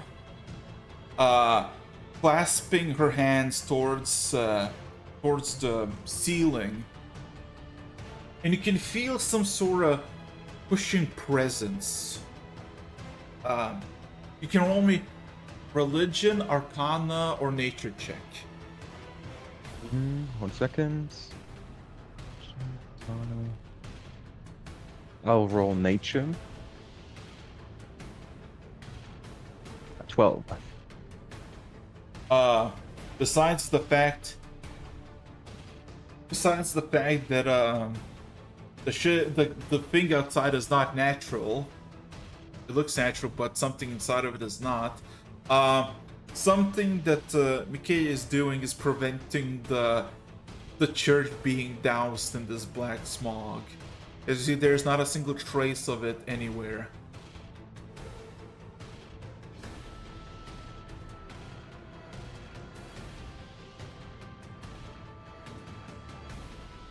As you look at the church, temple, and surroundings, occasionally somebody runs towards the door from the outside, and you can hear, uncomfortably enough, that some people are running and then stop with a thud onto the ground. Those who didn't reach it. Yes. Okay. What are you gonna do now, trapped in the temple? Inside, I'll catch my breath, and while making sure that, like, I'm basically like soft picking up what I am supposed to do here, like making sure that Yeah. people are kind of organized and everything. It- Completely on. Roll me an insight with advantage, or I guess just a straight roll. Hmm. Is it a straight roll or advantage? Well, I mean, it would be advantage, but you have a disadvantage in rolls because of exhaustion. So Yeah, just true. straight- So just straight roll. 25. You you saw Mikaea's tired and borderline exhausted to death, but for the first time you see her almost harnessing power she really shouldn't have by the looks of it, or didn't have.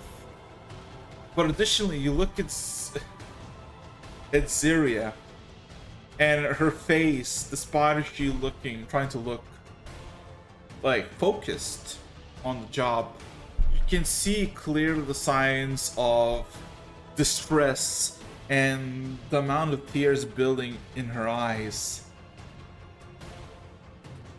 She doesn't know how it happened, why it happened, but she knows what this is.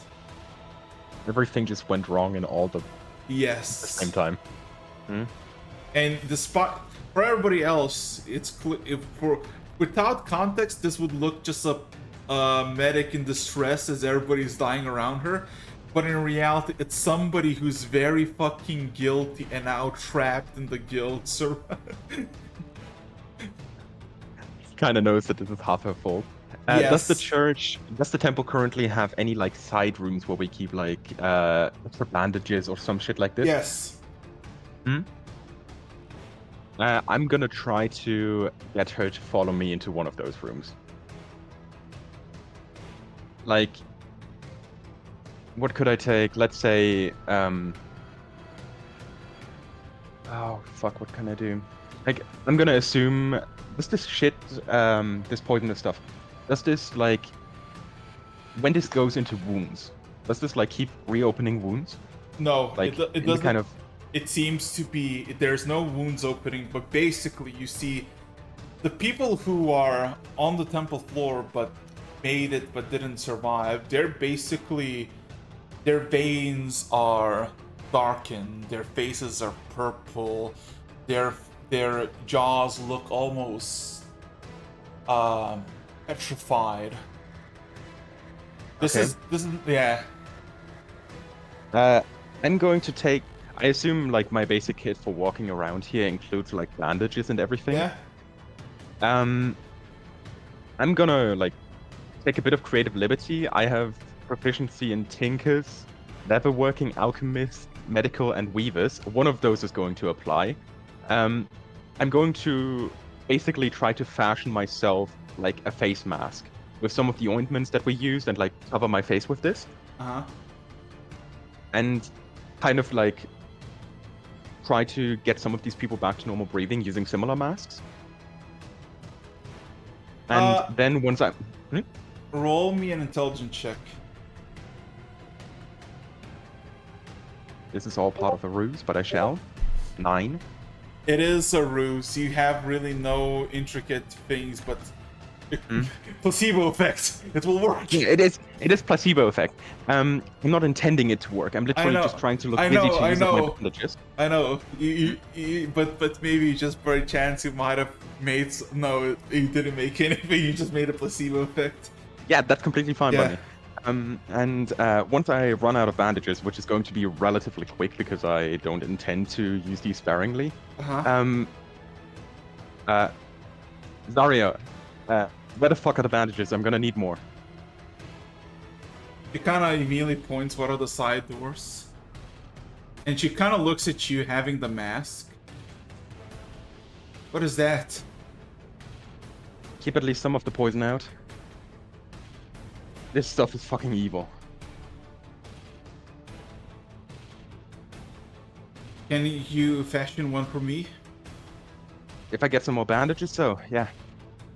She kind of looks at like a half like coughing person reaching out to her, and Zero just kind of pushes the hand aside, stands up, and just runs towards you.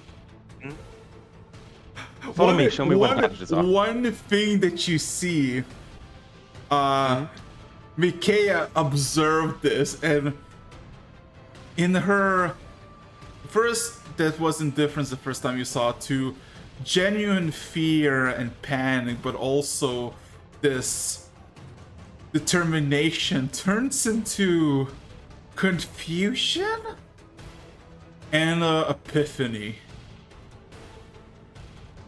And now you see fury in her eyes. I'm gonna return the glance. Like when I see that, I'm gonna look at her for a single second and just nod and then follow her inside that room.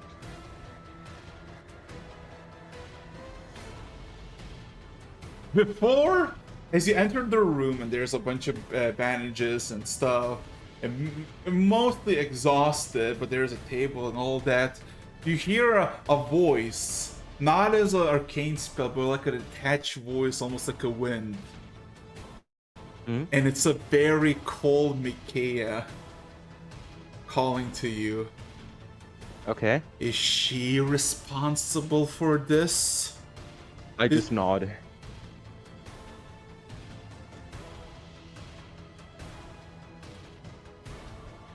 There is a pause, and then she you see Zerea panically like grabbing bandages, and like all kind of stuff that she seems to like look at your mask for reference as you kind of stare at her, and you hear another voice echo in your mind. Bring that bitch here. Okay. Once she's inside of that room, let me help you. I'm basically like grabbing some of the bandages and I'm like fashioning it around her mouth. Like I'm literally wrapping the mask for her. Hello? Yeah. I'm literally wrapping the mask around her. Try and nod until the mask is basically safe. Then just pull it down around her neck, grab it with my fist, like basically pushing it tight and hold a gun to her head.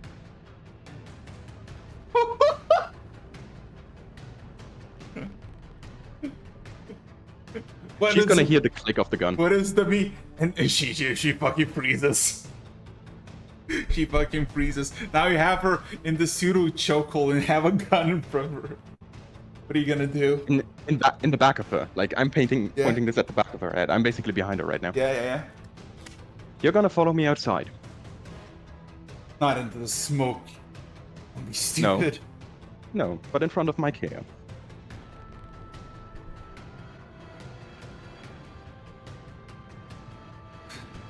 There is a bit of confusion.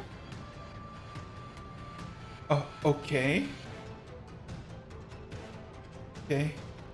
He kind of stands up and calmly just kind of. Notably, she can't stand up too high because I'm literally half her Yeah, size.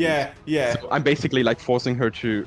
This is kind of actually humiliating for her. She has to like crouch down partially to actually like be able to breathe. Uh-huh. And in that state, I'm going to lead her with the gun to her head. I don't care about publicity right now.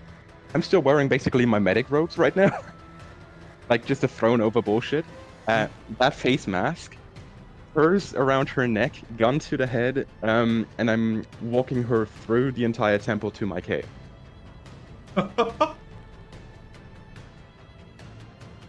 as the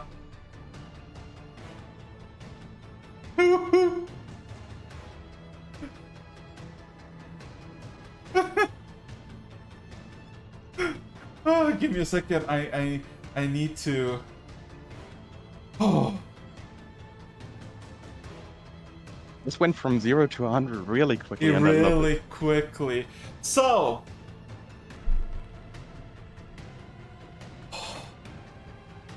Fuck. Give me a second.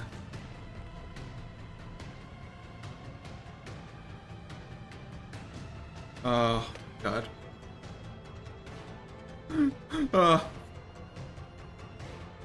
Oh my.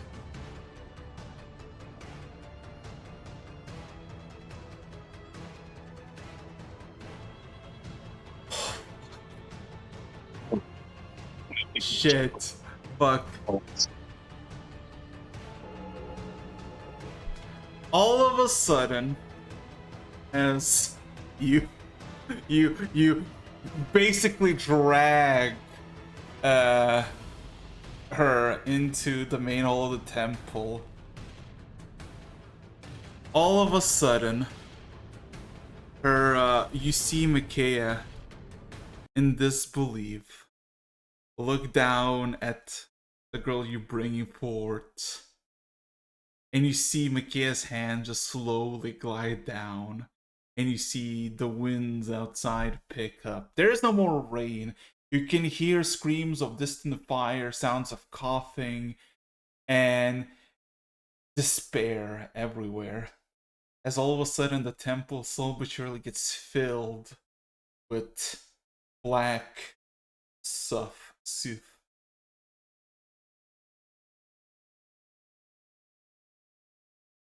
As you bring in her about 40 feet away, you hear a voice echo. Why?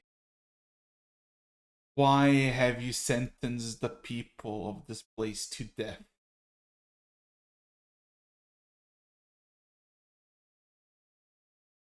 The girl in your hand trembles in fear.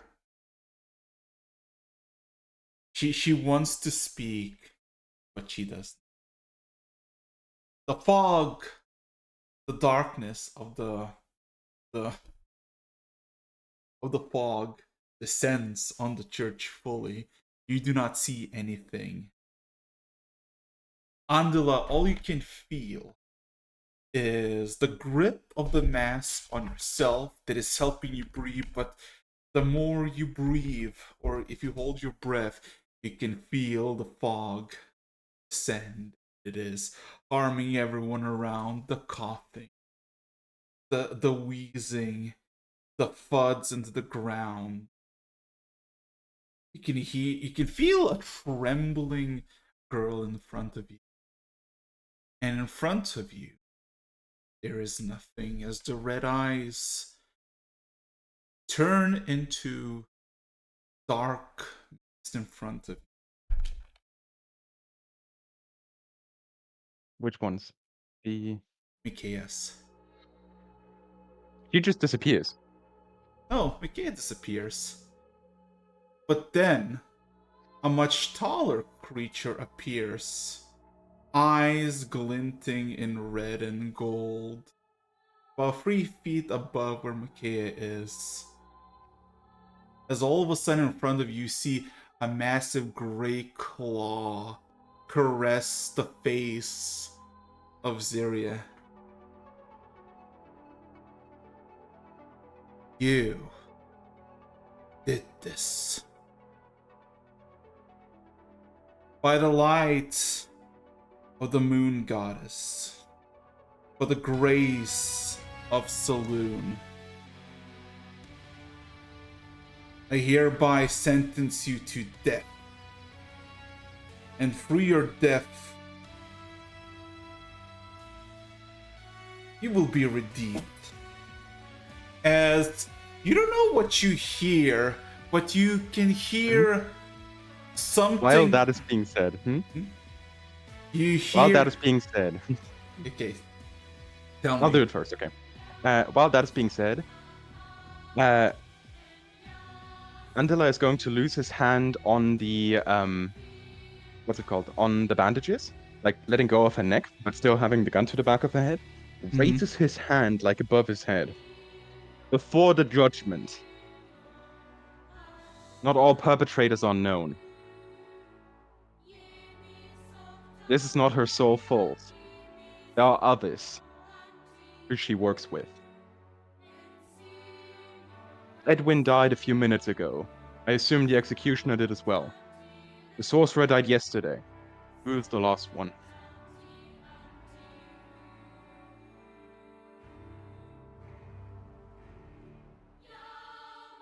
The girl bellows out a voice. The tabaxi, the blind one that I fed wine. I did. That's all that then. Saloon, you may go ahead. That's the thing. When she said the thing and she tried to say more, you hear something sickling crack in front of you. Where you hold the neck, the bandages, you can feel tendrils of flesh hit your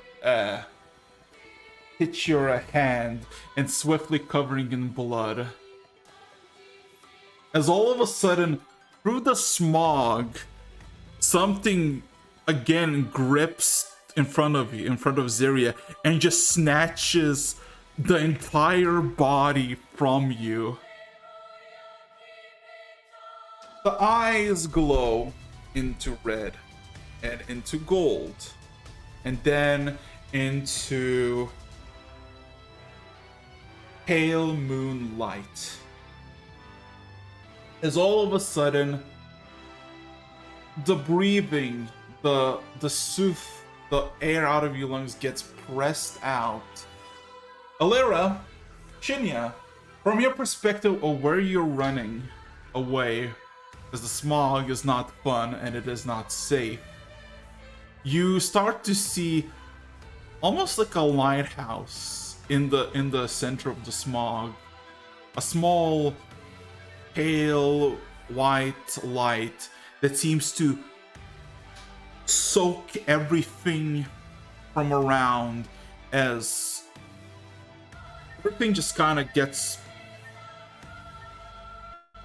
dissipates into this one singular point. The streets clear up, the sky clears up, and the fog dissipates, revealing the streets full of the dead. Andela, in front of you, you feel you can breathe again.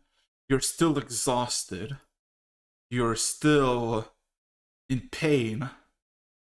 Although you look around and you see that everybody around you is still alive, although nobody got brought back alive.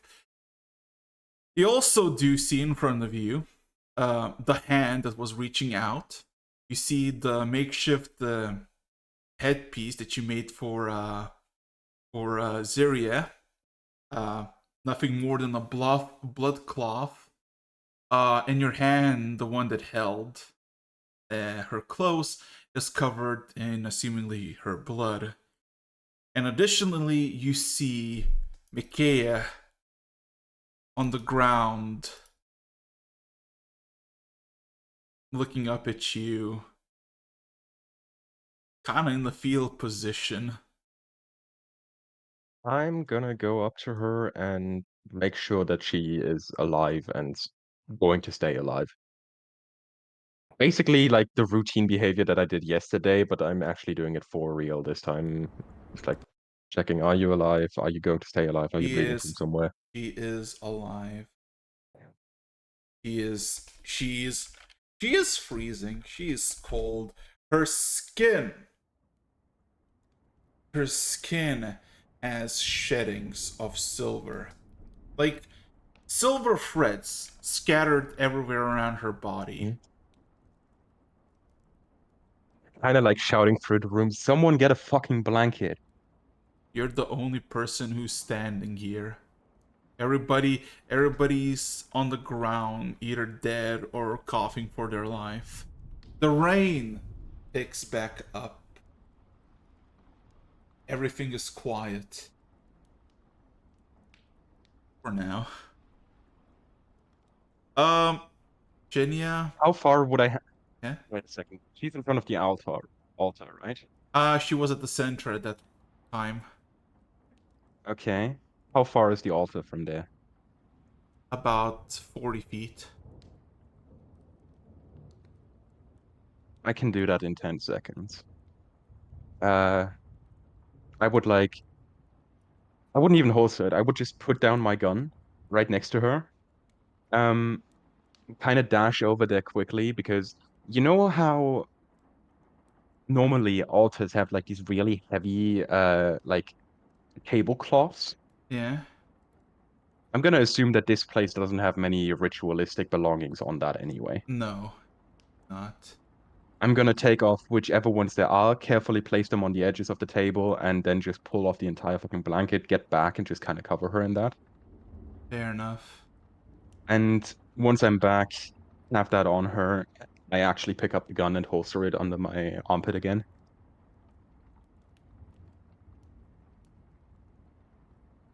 Looking around the room, seeing what the fuck is going on around here. When you look around, all you see is wheezing, coughing. The medics, the four people who were here tending to the wounded or the ones dying, they're also on the ground. They're twitching, they're spazzing. It's not a nice scene. You don't roll me a medicine check. I shall. And 20 plus, if I remember correctly, this plus, where's my medicine? There it is. There we go. 18. It is not natural. This is no poison. This is different. You look at the people who are dying and passing literally in front of your eyes, and those who are already long past, they're rapidly decaying. Like you can squish their bodies, like their flesh, and you can feel underneath their skin the cells are breaking, becoming granule, sand or ash. Whatever occurred here, it was not uh not a natural event. Oh, far from it. Yes. Although when you look back at Micaiah, she seems to be looking at someone. And that Hmm? someone is a familiar individual of yours. A familiar girl seemingly making eye contact with Micaiah, and she making with her.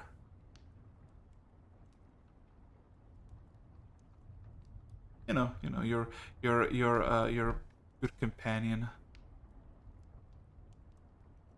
You know, they seem to be staring at each other, both understanding the present, of each other.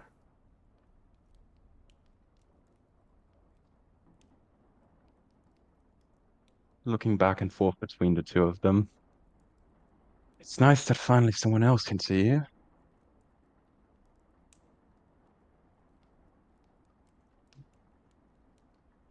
The girl reaches out her hand towards Micaiah.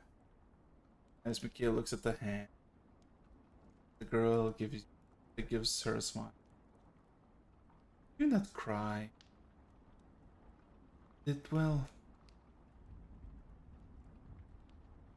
Crying is ugly.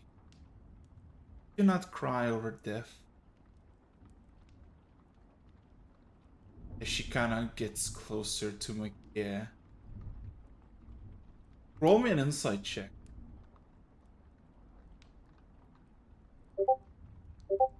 That's terrible. You 9. kinda stare at her. As Micaiah kinda extends her hand towards the girl. And as soon as she does, Micaiah just kinda goes limp as the girl catches her. In the girl's embrace, Micaiah doesn't seem to be responsive. Her eyes seemingly fixed onto the girl, but nothing really else. The girl, What are you doing there? she was afraid of death. She longed for it. She had nothing to live, but she was afraid of death. You should not be afraid of death, for death comes for us all. Now she no longer is sad. We find peace in death. As the girl gently puts Micaiah onto the ground and kind of stands up. Sit you, Angela.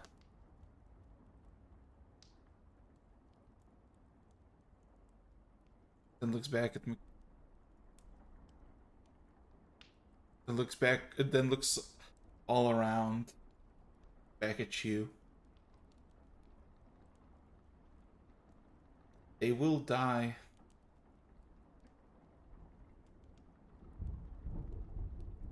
I guess so. Nothing we can do against it. He kind of starts walking from one place to another, from one person to another, and just kind of touches them. You see one hand reaching out, coughing and wheezing, and she just kind of touches it, and the hand just goes limp to the ground.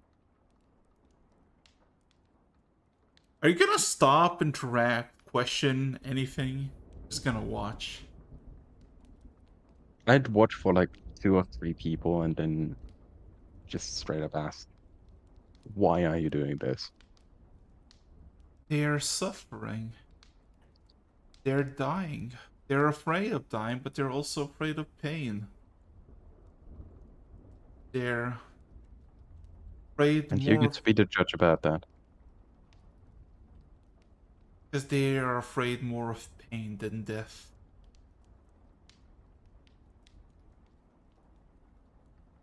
And if death comes to them in minutes or seconds, why wait? She continues, just kind of touching, with a glance, just kind of stroke once, stroke twice, and the wheezing I'll become. watch her for a few more seconds, and then afterwards I would go over to Micaiah. And one question, in my setup system, in my like for the medic, is there either a scalpel or a pair of scissors? Yes, there is a scalpel. Okay. Looking at Micaiah specifically and kind of like the altar garbs around that and everything, Saloon, I don't really pray to gods, but please forgive me for the mercy I'm about to grant, and I'm going to join a girl in mercy killing these people. So, takes you about 3 minutes, and the church is quiet. You look outside. You see hundreds of people in the streets of all ages and sizes and races dead.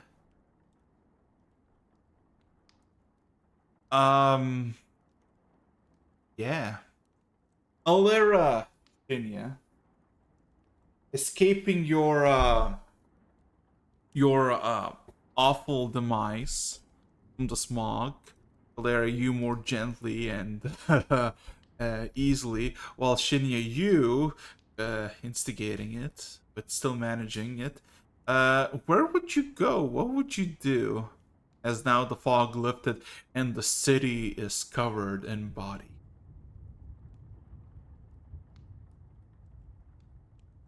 And of course, there's also burning happen randomly, but let's not get into that.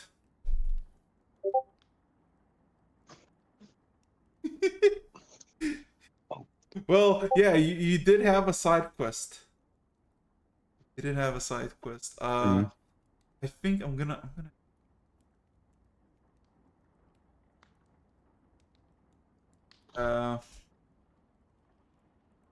If I recall correctly, Yeah. the money was given to Alera.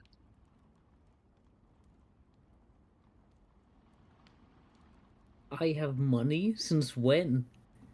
That was the money specifically supposed to be given to someone.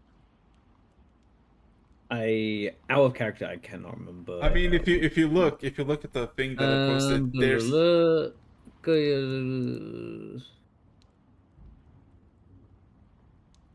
Oh.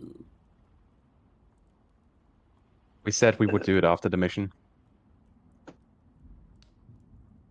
Not sure I that mean, was a grand idea. technically, this is after the mission, but well, I will give it a bit of time. I am staying as far away from the fog, even if it has dissipated somewhat, or at least slowed.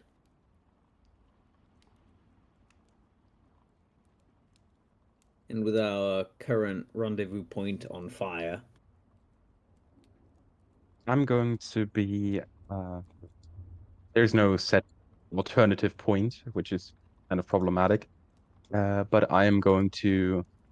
If I recall correctly, there was like a podium for the gallows, and yep.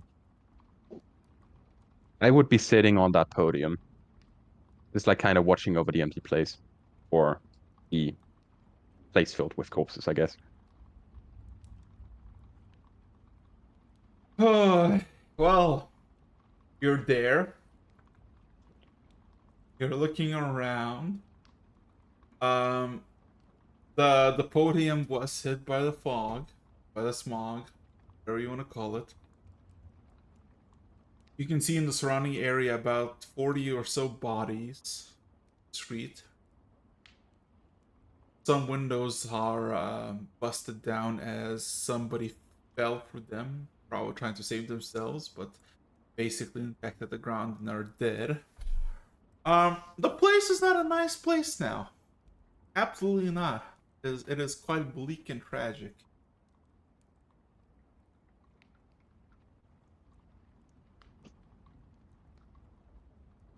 I'm trying very hard to convince myself that this is not my fault.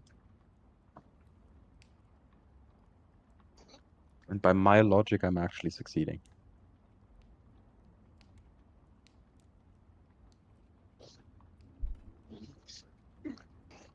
I'd just be sitting there trying to catch my breath. So, Yeah. what's everyone else doing? I would assume everyone around the barracks should be going towards the hospital because that's where people who are or tend to go. Yeah, people who were in those barracks, they did not survive. Only you kind of survived because you kind of just made it out, but by sheer luck. Like people who were inside the perimeter didn't make it more than 40 feet before collapsing. Oh. Well, regardless, that seems like the logical direction to start heading. So from the barracks, I'd start heading like towards the hospital, just looking at all the destruction that's been caused by Yeah, this. you just go to the hospital, and people are terrified as they open the door or kind of push to open the door where their body is trying to go to the temple. They watch as the entire floor of the temple hospital is decked out with bodies, and in the dead center is uh, basically the lady of the temple dead. Fucking people are terrified. It's a massacre. There's over 200 people dead in the temple. Some are just dead. Some of them have their necks split open by a scalpel. Seeing the lady of the temple like dead in the middle of all this, I will turn on my heels and walk away from that too.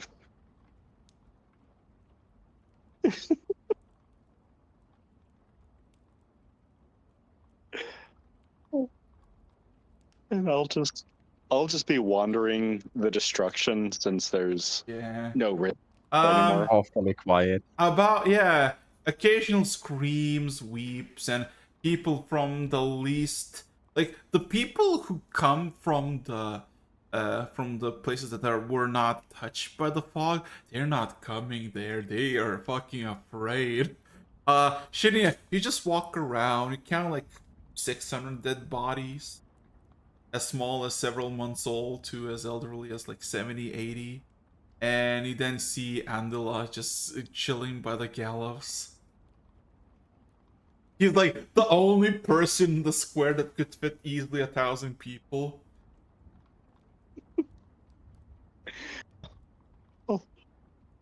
I'll walk over next to him, sit down. We're both just sitting, like behind us are like the hanging gallows and everything.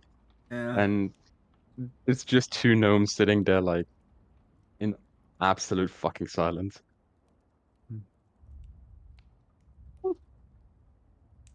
What about you, Lara? Where would you be heading? I don't think she'd go to the temple. She's never really been Yeah. before. She has no reason to. The primary rendezvous is burnt down. She could go out of town to the carriage, but that would be like the exit strategy, not the meetup. Hmm? So I guess eventually the one place she knows we've all been would be back towards the gallows. Yeah. You're walking around and eventually do. Oh, bodies. Alera doesn't really care. I know. She cares that they're in the way. And she feels. I was gonna say she feels bad, but no. She feels it is unfortunate. Some simply don't leave. You see giant evil fog coming. Why don't you leave? Your legs are broken? Crawl. Come on, guys. I mean, it was like 7:30 in the morning. But You're not already up and working at 7 in the morning. I was killing somebody at 7:30 in the morning. What are you So doing? was I. yeah. In a Yeah, partially ritualistic on. and religious execution. Like, Yeah. get ahead of it. You gotta, at what point did you bring this on yourself? So, Oh, very much not really bothered, except by the distance she has to travel. She will eventually Make it the big. wander in and see two companions looking oddly wistful and depressed, and not understand why at all. In fact, the first thing she's gonna think when she sees them kind of like sadly looking into the distance, she's gonna think, "Ah, fuck. we missed one of the targets, didn't we? uh, So she is suddenly her expression is going to drop, but it is because of a completely different reason. for the wrong reason. Let's go. Like fuck, all these people died, and the one person we needed to didn't. God damn it. But she will wander over. Yes. I can only imagine she sees them two going, and she just starts walking like Jack Sparrow over the bodies. Dun, dun. While you're basically on the way there, or maybe while you haven't arrived yet, uh, Andela would be pulling out like a scalpel and like showing it to Shinya. Eat. I killed 91 people in that fucking temple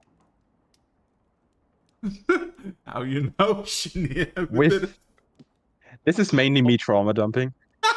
I'll slowly turn my head towards him, look around, and just hold my hands out.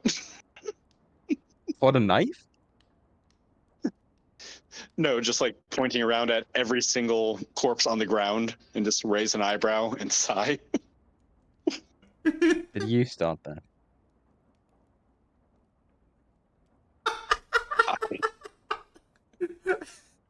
Sorry? Trying to kill the executioner. It escalated. Oh, sure it did.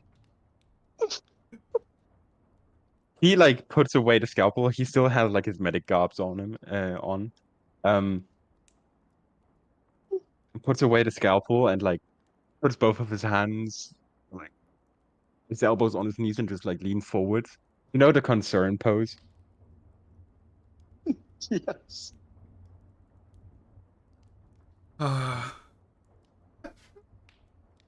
Well, we did our job. We got everyone.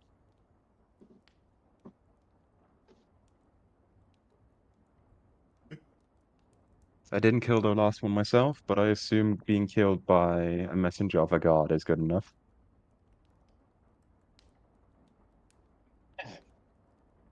I mean, dead is dead. Yep. As he looks out into the streets of hundreds of dead.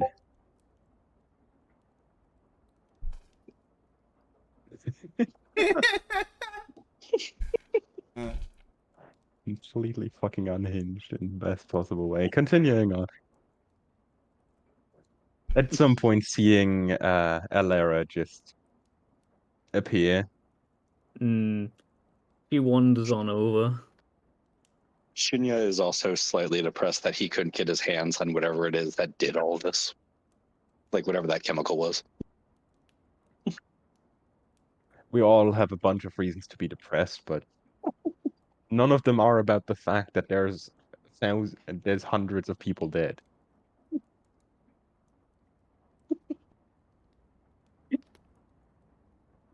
I think back up to roll. So I'm gonna roll an insight real quick if I can. On? She wants to know if she should ask or not. 21. Why we sad, guys? She can tell they are sad. She is still trying to determine why. They don't look stressed enough for one of the targets to still be alive. Kind of cocks her head slightly. Nah, I'm joking. Did something go wrong? Looks across like across the everything. I don't think this was part of the plan. Well, no, but it worked.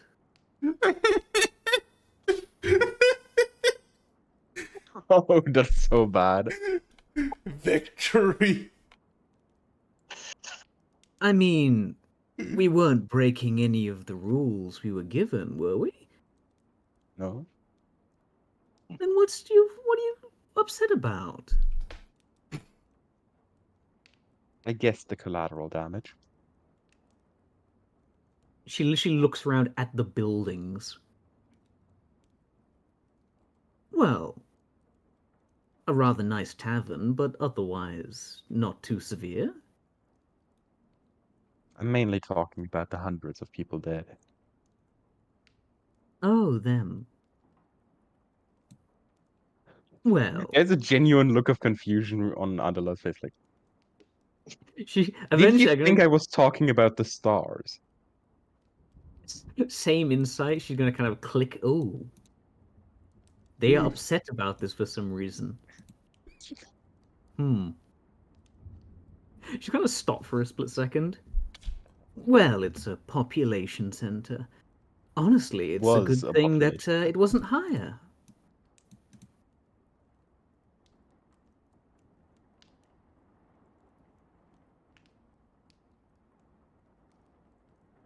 Andela doesn't even Pause. try to argue with that. He just nods and kind of lets it go. I am succeeding. Must press forward. And considering the local werewolf population has been eradicated, they can flee into the wilderness if they need to. If there was anyone left to flee, certainly. Hmm. Exactly.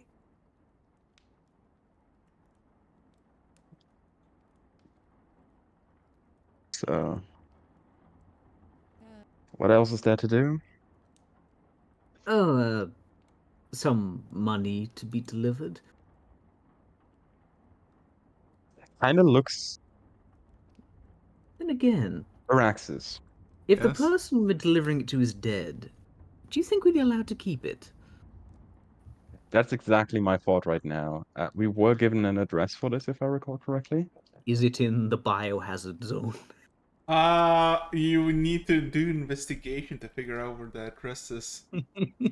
I would say all three of us try that. It's like collective thinking. Unless somebody wants advantage from me, but Was it investigation? yeah. Let's roll normally. Yeah. You know what? I am going to go all out on this. I will flash this myself. Repeat that, please.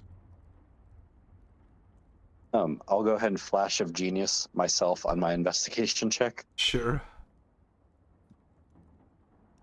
Oh, this is. I will. I'm at disadvantage, though. Okay. Yeah. I will flash. I'll flash a genius, Alara. So what she gets? What is it? My intelligence, so +5. Plus 5, so that is 17. I want to make sure something real quick. I'm gonna check this real quickly. Realize, just for formalities, I have to do this. Ah, yes, of course.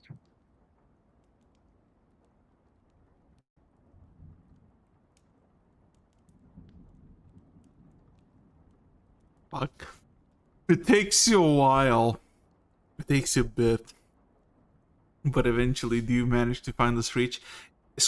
Actually, that street is the most eastern side of the city. It is the most away from the actual hazard zone. My disappointment is immeasurable. You do not get to keep the money. Yeah. Remember for whom you doing it? Oh gosh. Oh man. We were meant to have some sort of cover story? Make something up. Uh, There's a lot of potential right now. We are sweeping for. I don't fucking know. Points at the doctor and the man with metals in his head. So Ow, you find arcane terrors. you find the house that is supposed to be the address. What do? It's raining, it's pouring, people are fucking panicking. Hmm. So again, I'm just going to quickly, because again I've forgotten, recheck the exact orders. Go to this address, ask what they need, and then deliver some money. Was the delivered money to them? Yeah, so you had a little package Oh, that you took. Yeah. Been a while. we need a cover story to give them money. distant relatives.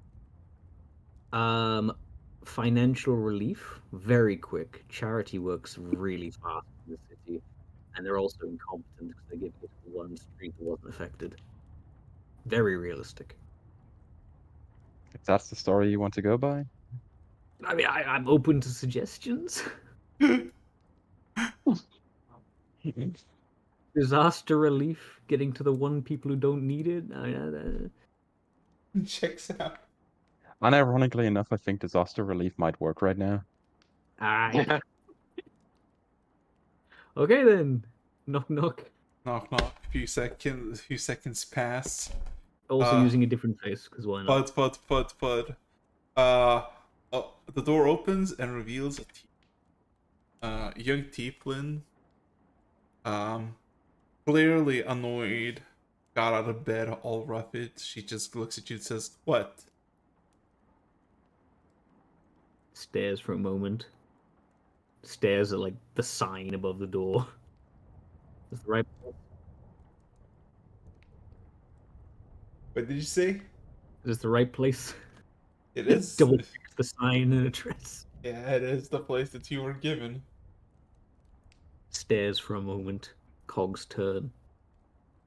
Suddenly smiles, really nice face. Hello.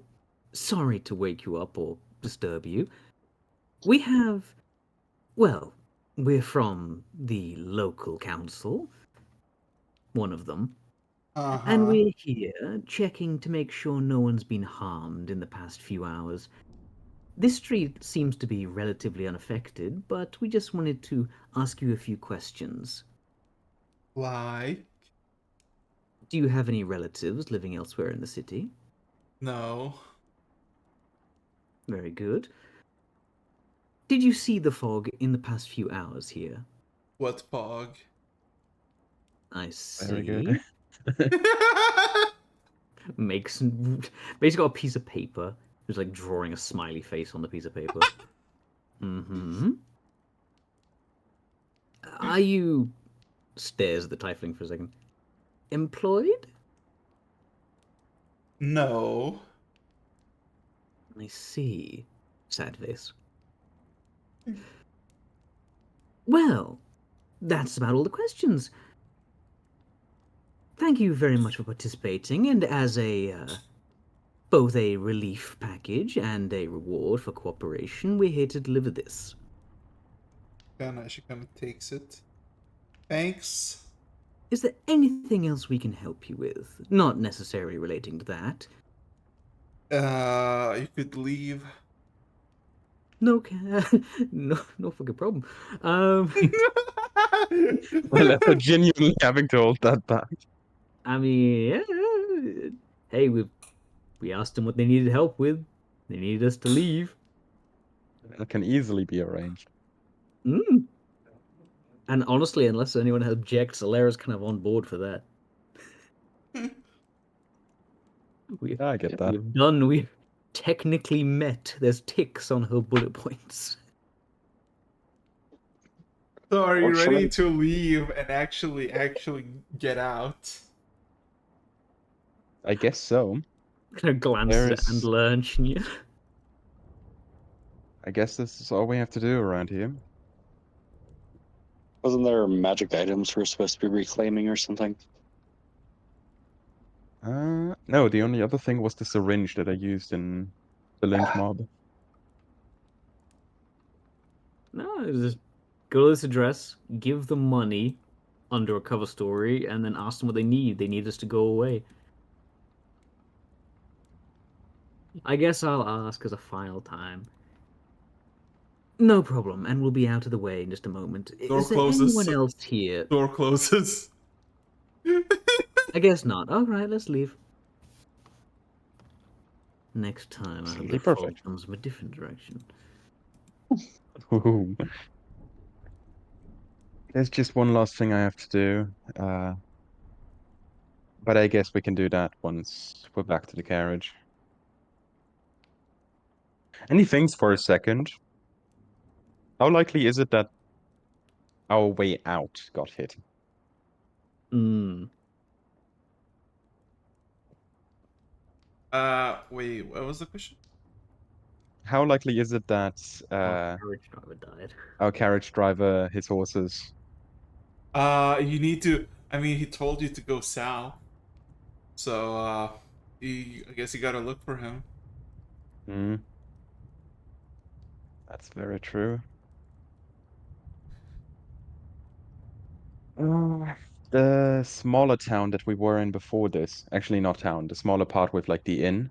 Uh-huh. Which direction is that? Uh, uh the Red Mawson? No, the inn that we were in before we got to Lenny. That is in the west down the road. Quite a bit of travel still. I Hours. guess technically speaking, I owe our Stitcher to figure out whether the guy survived. Huh? I guess that's something I can discuss with the carriage driver, whose name I've completely forgot right now because we haven't talked about him in literally 3 months. I know it was something simple.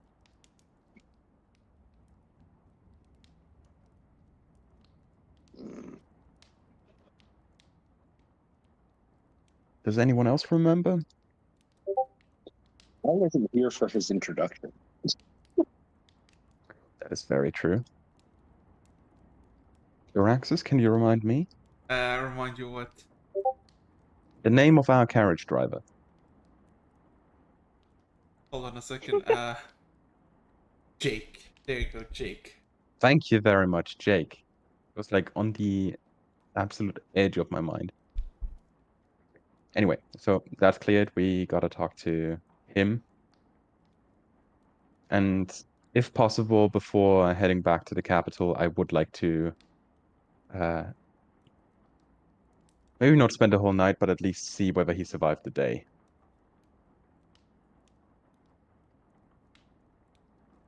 First of all, we gotta find him. So I guess we're still standing like in front of the house of this other person, this relative. Take 4 steps away and stopped again. Yeah, literally. Hmm. So we're just standing here like, for now, I guess we gotta go south.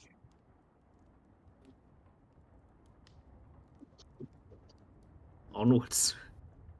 Onwards. Yes. You're gonna try to find Jake now, will Absolutely. I mean, you? he is our Investigation check for everybody as you're kind of just going the rain. Reynolds. He better Fucking. not be dead.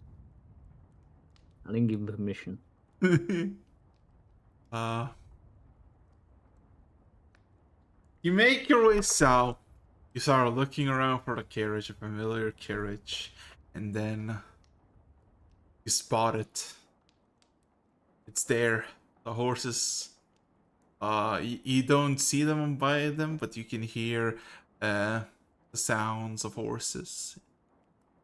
Eventually, you spot the actual horses.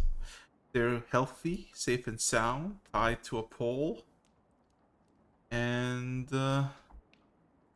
yeah. These things are enchanted somehow. You can't convince me otherwise.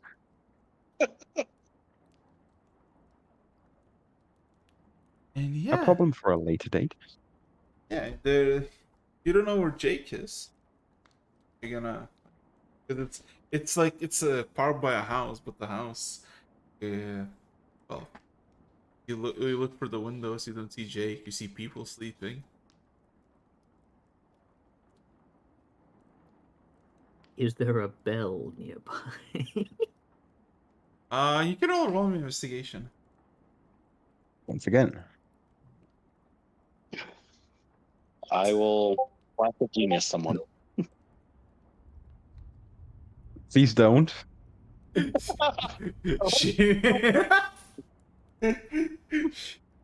I mean, you're really doing the. We survived accidental terror attack. Very good. Fucking Considering the investigation is 23, can we just go with that? no, roll. Oh boy, Roll. lucky me, gonna steal these horses parked outside. What I see. Would be a real shame if the owner fucking turned up. There you go. You look around and you find actually Jake. Guess where he is? He's actually sleeping under the carriage. There you go. Here's the boy. He also sleep through the entirety of this bullshit. Yeah, he seems to be fast asleep. Also a god in disguise, I'm sure of it. You fucking wish. I don't wish, I know. You wish you knew. Ooh. So. Oi. Get He's gonna say, "Oh, you get Oh up." god. Oh, hey, you're back.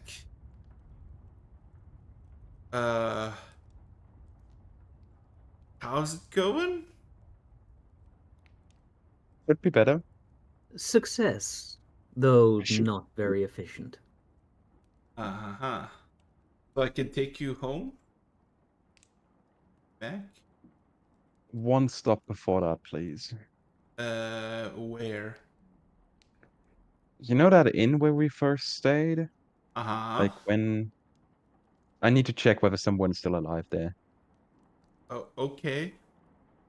Uh, Give me a few minutes. You can go into the carriage. Alara is pretty much I will. straight in. You all go in. It's comfortable. It's not raining.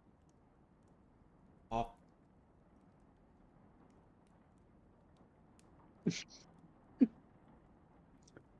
And that's where the anesthetics hit us and we fall asleep again. Yeah. All of a sudden, as the horse are getting like pulled in, all of a sudden, all of you feel this sensation of numbness in your hands and then chest.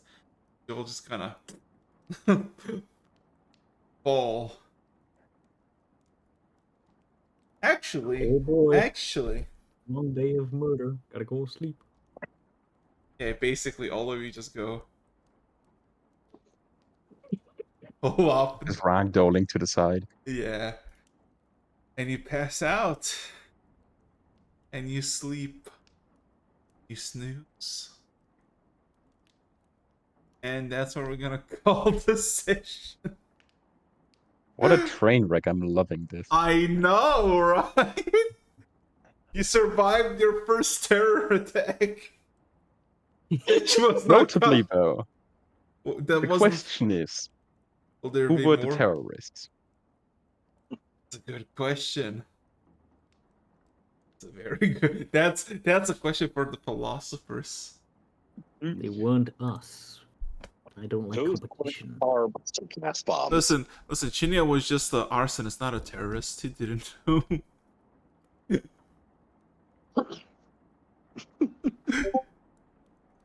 He fucking didn't know. Thinking.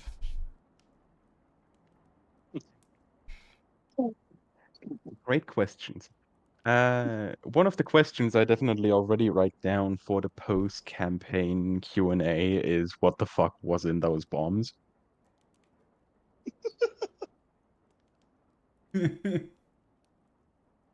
But I guess it will be a while until we figure that out. So, with in that being detail. said, anything you want to say before I'm stopping the stream? Stopping the recording? Oh, that sounds weird. Gonna say anything? No. Who exactly were the terrorists?